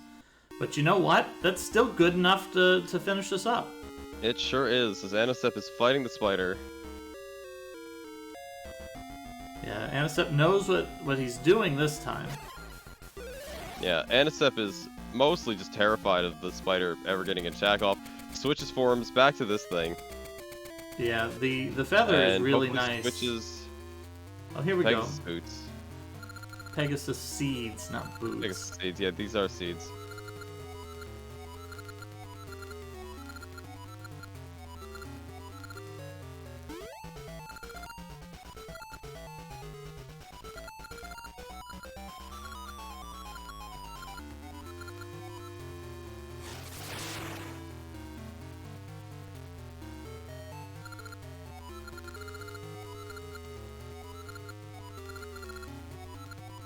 Hopscotch has also solved the puzzle here.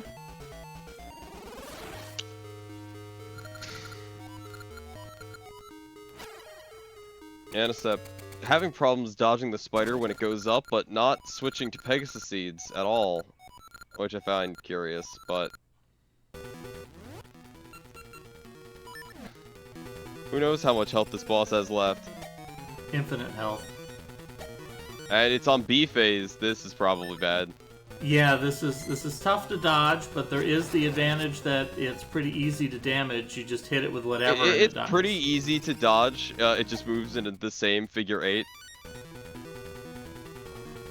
And then does that sometimes.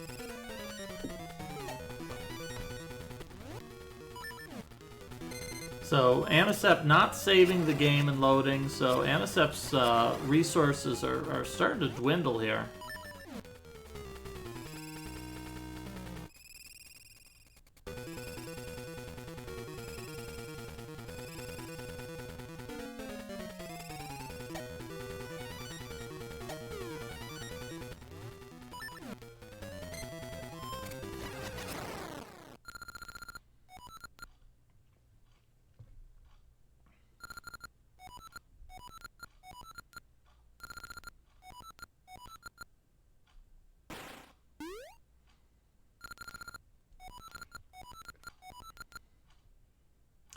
And I think somebody said in a previous race, maybe it was Maurice, asking, why doesn't Varan try to possess Link? Well, she tries to do that this time, but Link is just such a badass, he just jumps backwards. Yeah, it doesn't work because chosen by the gods and that bullshit. No, it doesn't work because Link jumped.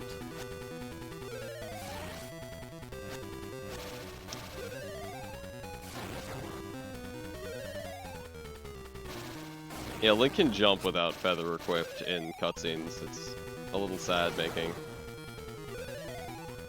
Zenek is fighting this boss the way that I figured everybody would, just spin slash in the corner. Yeah, I mean, you've got half an hour between each time that she pops out, so you might as well charge up a spin slash. Yeah, Zenek with the level 2 sword, the level 2 attack ring, kills that phase in absolutely no time at all.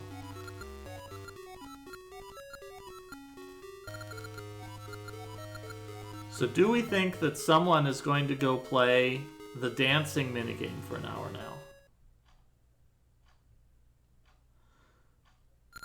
Oh no, someone is going to be looking for this level 2 sword.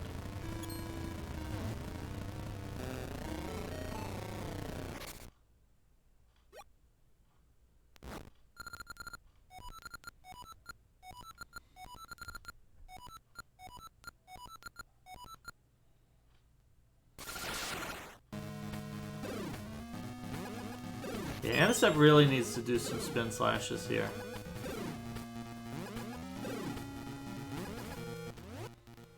Alright, let's see how Zenek is. Zenek should probably be in better situation. I don't know if Zenek has a potion, but I would everybody say, on the final boss now. yeah, I would say Zenek probably has a potion.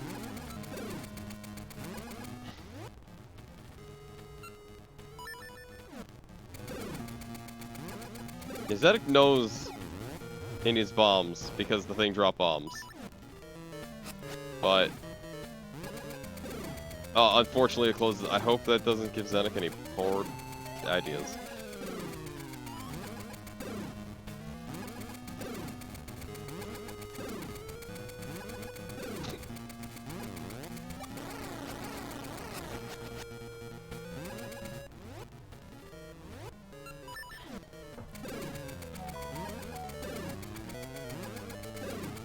Puts on that level 2 power ring.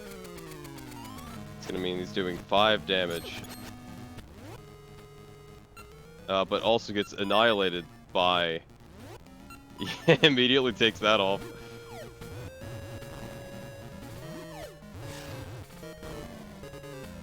Zenek knows immediately, okay, my sword didn't work, the broom drops bombs, it's bomb time. If he could ever hit the boss with a bomb. The boss has been giving some unfavorable patterns.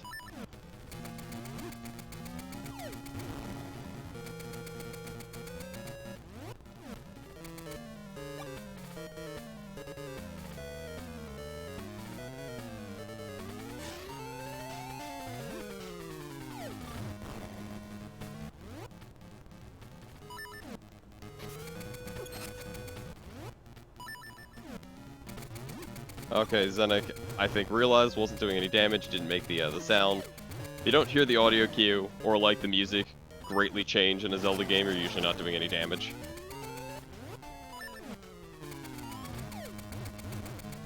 It's true in all of them. Oh man, Anisep gets grabbed by that spider web and just beats all of the health out of him.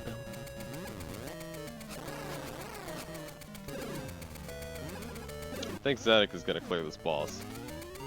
First try. Zenek's in good shape. Plus, Zenek is making really good use of that that health restore ring. And just Pegasus-y, just using them all the time. Yeah, smart move. Hopscotch gets a B. I think Anisep is leaving the tower based on the World Seed attempt. Or was thinking about it. Maybe not. Nope, just heading back to get that health refill. I think that if he makes a few more attempts of it, he'll get it cleared.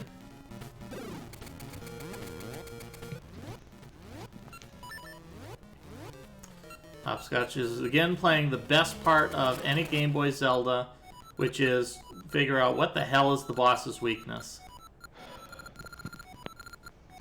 There are bombs, Hopscotch. I'm sure you've gotten a bomb drop.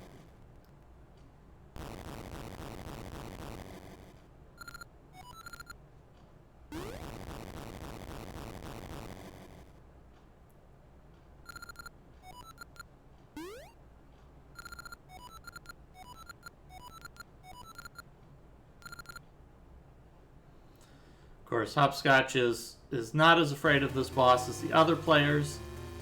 As a person from the land down under, of course, he says to himself that this isn't nearly the biggest spider he's ever seen. Yeah. I think it helps that the spider is not furry either.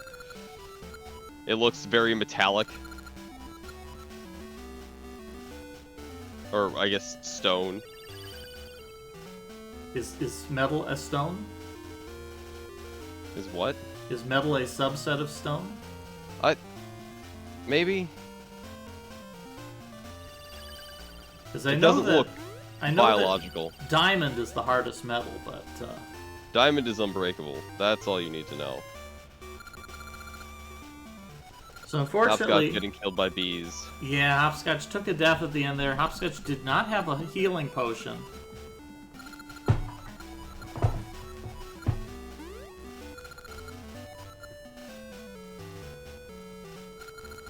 Yeah, so Hopscotch is unfortunately in a bit of an awkward position. Something else that I wonder if might have affecting these players. If you've played a lot of Zelda games sometimes have kind of trivial final bosses, especially the more modern ones. So they might have been anticipating this final boss being easier than it was. Yeah, I would say some of them have more difficult final bosses. Like Breath of the Wilds is as trivial as you make it out to be. Yeah. Then what else? You have A Link Between Worlds. That entire game is trivial. Minish Cap Body is the whole end sequence for Minish Cap isn't entirely trivial. And I only say that because you have to fight a bunch of stuff, and then you have to fight, like, a million phases of body. Ooh, Anisep's got a pretty good run here, making it to the last phase of the boss with only 4 hearts down. So that's 9 hearts to his name. Ocarina of Time is a trivial final boss. Ocarina of Time... So Ocarina of Time was a trivial final boss, but we did see a lot of players having trouble. We did a blind race of Ocarina of Time not that long ago, and we saw a lot of players struggling quite a bit to get through that final boss. Yeah, I'm just trying to think of ones that are trivial. And it's like that one maybe, like Zelda 1, it's not trivial. Zelda 2, it depends on if you count Thunderbird. And even if you don't, Zelda 2 is definitely not trivial because you have to go through the whole dungeon to get there. Yeah. As opposed to most Zelda games, it's just sort of the final boss is there. You just go in the Windfish's egg, and then the boss is there. A Link to the Past, I wouldn't say is trivial unless you've done it 7,000 times, but, even in a randomizer, depending on what you have, you might just not be healthy enough to survive some of his attacks. Yeah, I guess I played it so much in randomizer that it was sort of like it turned trivial to me. Link's Awakening, I would say, is kind of trivial, but that fight can go very wrong if you try to fight. Yeah, I think that, like, Link's Awakening really throws you off with the one phase where you have to use the powder on it. Yeah, like that boss isn't threatening because everything is just in general so low damage, and that the only really threatening part is that you don't have a ton of health for the final phase, but you also, if you don't move, the fight is, like, you can just not have him go wild. Let me think of other Zelda game final bosses. After that would be Ocarina, talked about that. Majora's Mask's, the final phase of the final boss is kind of a joke, but the second phase is not a joke. Yeah. The CDI game's final boss is pretty easy. The CDI games is an absolute. It's just the funniest thing in the world. You just slap him with a book or a magic wand. You dare bring light into my lair? Not the chains. Alright, Anicep's doing pretty good on this final boss. Yeah, much better. Made it through another spider phase. The Oracle's games, I would say Varan's probably the easier of the two because Onyx just does a lot more damage. And then the real final boss is hard because it's multi-phase, has a lot of health, and does just an absolute truck ton amount of damage. Alright, it's stinger time. Oh, Anicep eats a stinger. And that was slowed. In fact, I did not remember. Oh, but gets the bees, and the bees drop hearts.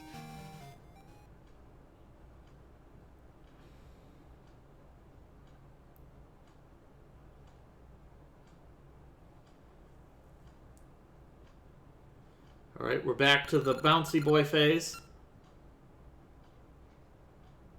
I'm just going through. Minish Cap, yeah, that was a weird one. Wind Waker's wasn't too bad. Anicep's really struggling a bit here. I don't know if he realizes that this boss is just going in a figure eight, or if he thinks that he's manipulating it. Oh, just keeps eating those stingers. But now has a chance to get hard drops. But instead just eats a bee. Yeah. Twilight Princess is pretty trivial. That one's not hard. Yeah, a lot of the Zelda games are kind of easy final bosses. I would say Skyward Sword has a fairly strong one. Yeah, Skyward Sword is pretty rough if you're not really good at the deflection. I was really good at a lot of the things, and then also really good at just, I don't know. I had a great time against Demise. Demise is a fun as hell boss.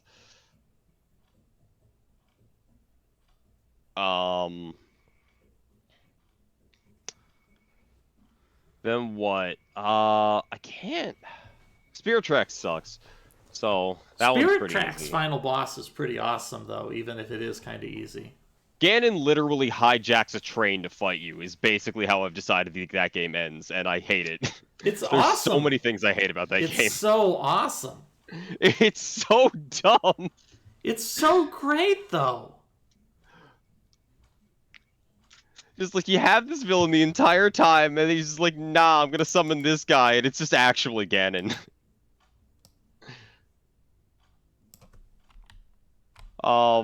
Phantom Hourglass, I don't remember if, what is it, Belder, or, it's something begins with a B. Beldum, that's a Pokemon. Belder's a demon. What was the final boss in that? Bellum? It was a giant, I mean, it was Linebeck, but...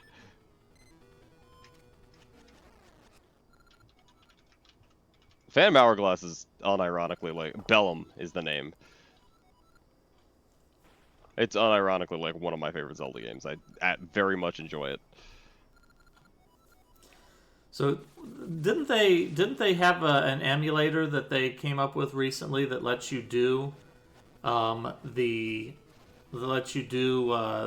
Game Boy Advance linking online? Yeah, the MGBA now has way better netplay in it. I mean, what is the likelihood that we could do a Four Swords Adventures?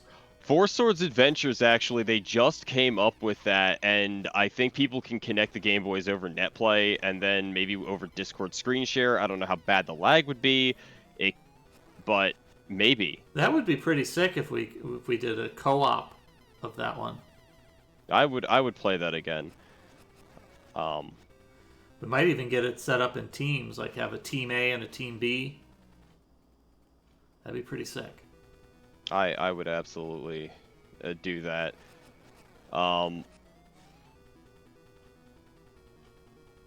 That one, the final boss depends on how many people you have playing with you and how good they are. Because if you're by yourself, it's not too bad. But if people gotta do stuff, it becomes harder. So I'm going to spoil that one for you, Zenik. If you play Oracle of Ages before Oracles of Seasons, it's impossible to ever reveal that map tile, ever. Yes. You can only reveal that if you play Oracle of Seasons and then link to Oracle of Ages. I spent hours as a child trying to figure out if there was a way to get in there. I think you can glitch your way in there, but that's it.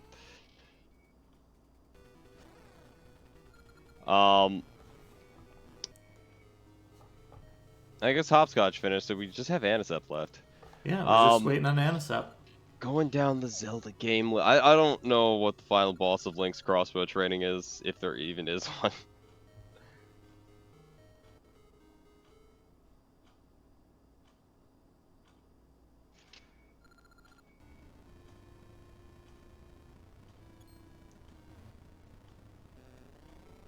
All right, everybody cross your fingers for Anisep. Anisep has been at this boss for a while.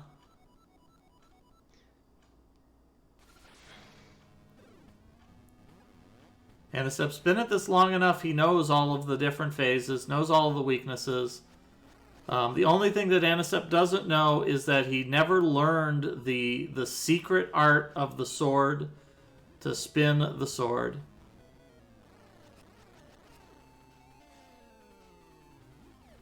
Yeah, I'm just thinking the only Zelda game that really has a super trivial final boss is probably just Twilight Princess. That one's kind of an absolute joke.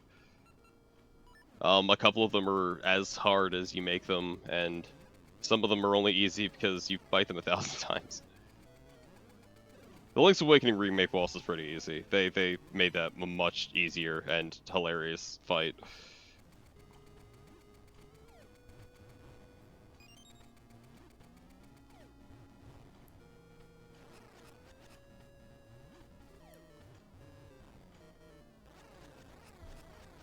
Ooh, well done for Anisep. Manages to get out of that pretty easily.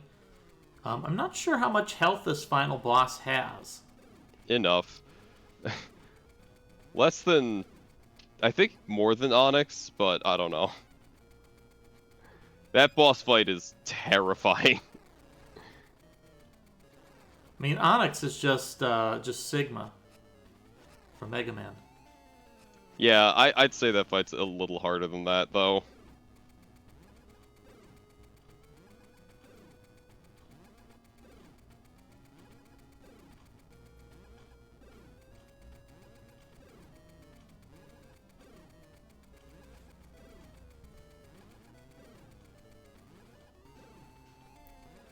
That's it.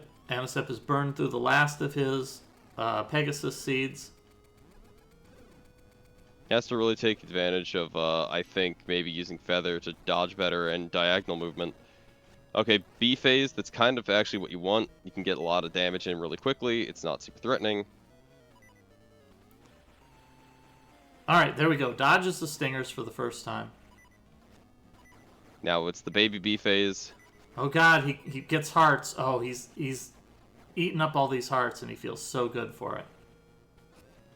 Yeah, this is you really want to see the B phase when you're scared. Does run to the boss for no good reason, but you know. But all those hearts picked up that's absolutely going to work in his favor. I like the waiting.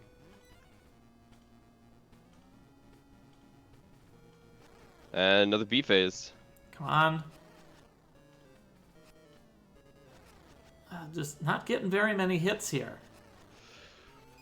I mean, would you want to do as much damage as possible, or wait for another baby B phase and hope for more hearts? Because you don't know how much health this thing has.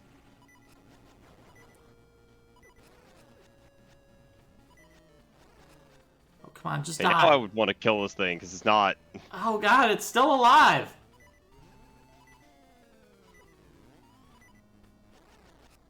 Oh, thank God! All right, at the last possible second. Oh man, if that was game over, that was gonna be rough. Holy shit! That was down to the wire. Yeah. And there is the dot done from Anisep. I haven't seen the B phase, and sometimes I just don't see this. I haven't seen the spider phase in quite some time, like when I replayed this game. Yeah, I mean, if you go into it with the level 2 sword, you can kill that boss pretty fast. Yeah.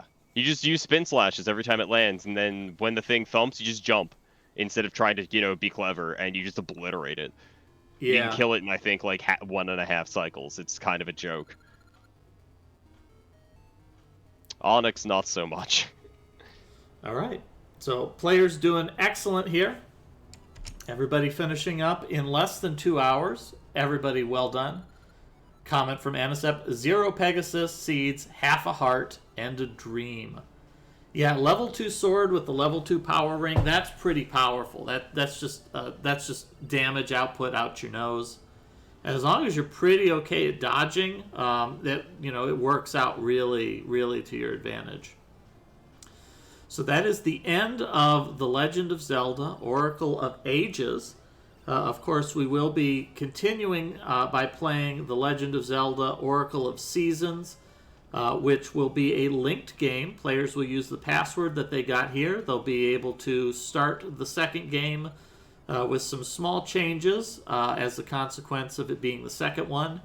They'll get to carry over all of the rings. So if you had fun collecting all of those exciting rings, guess what? You get to take them all with you and use those in the second game. So that gives you that'll give all our players a big advantage going into the next game. Of course, we're not going to be doing that right away. We are going to be playing. We're going to be playing the Blaster Master for the PlayStation 1, and that's going to be a much more action-oriented game. There's going to be a lot less collecting it. There's a lot less collecting just any kind of items, really, since the game is pretty straightforward. I want to say you complete stages, get the boss, get the item, and then you go to the next level. But it's still a lot of fun. We'll be seeing some pretty sweet PlayStation 1 graphics. And then once that is wrapped up, we will be going into seasons. And yes, there are rings that only appear in one of the games. So that is your opportunity. If you want to collect all of the rings 100%, you have to play the games twice. Not only do you have to play Oracle of Ages to Oracle of Seasons, but then you have to link to Oracle of Seasons and then link back to Oracle of Ages. Since there is a unique ring that you only get at the end of each run. So 100% rings is a pretty lengthy category. Recently, with some of the ACE stuff they found, they get to skip one playthrough of Ages. Oh, that's good. Yeah, so they do some stuff that basically gets them that ring without them having to play it again. Because you have to beat things in every direction. It's kind of ridiculous.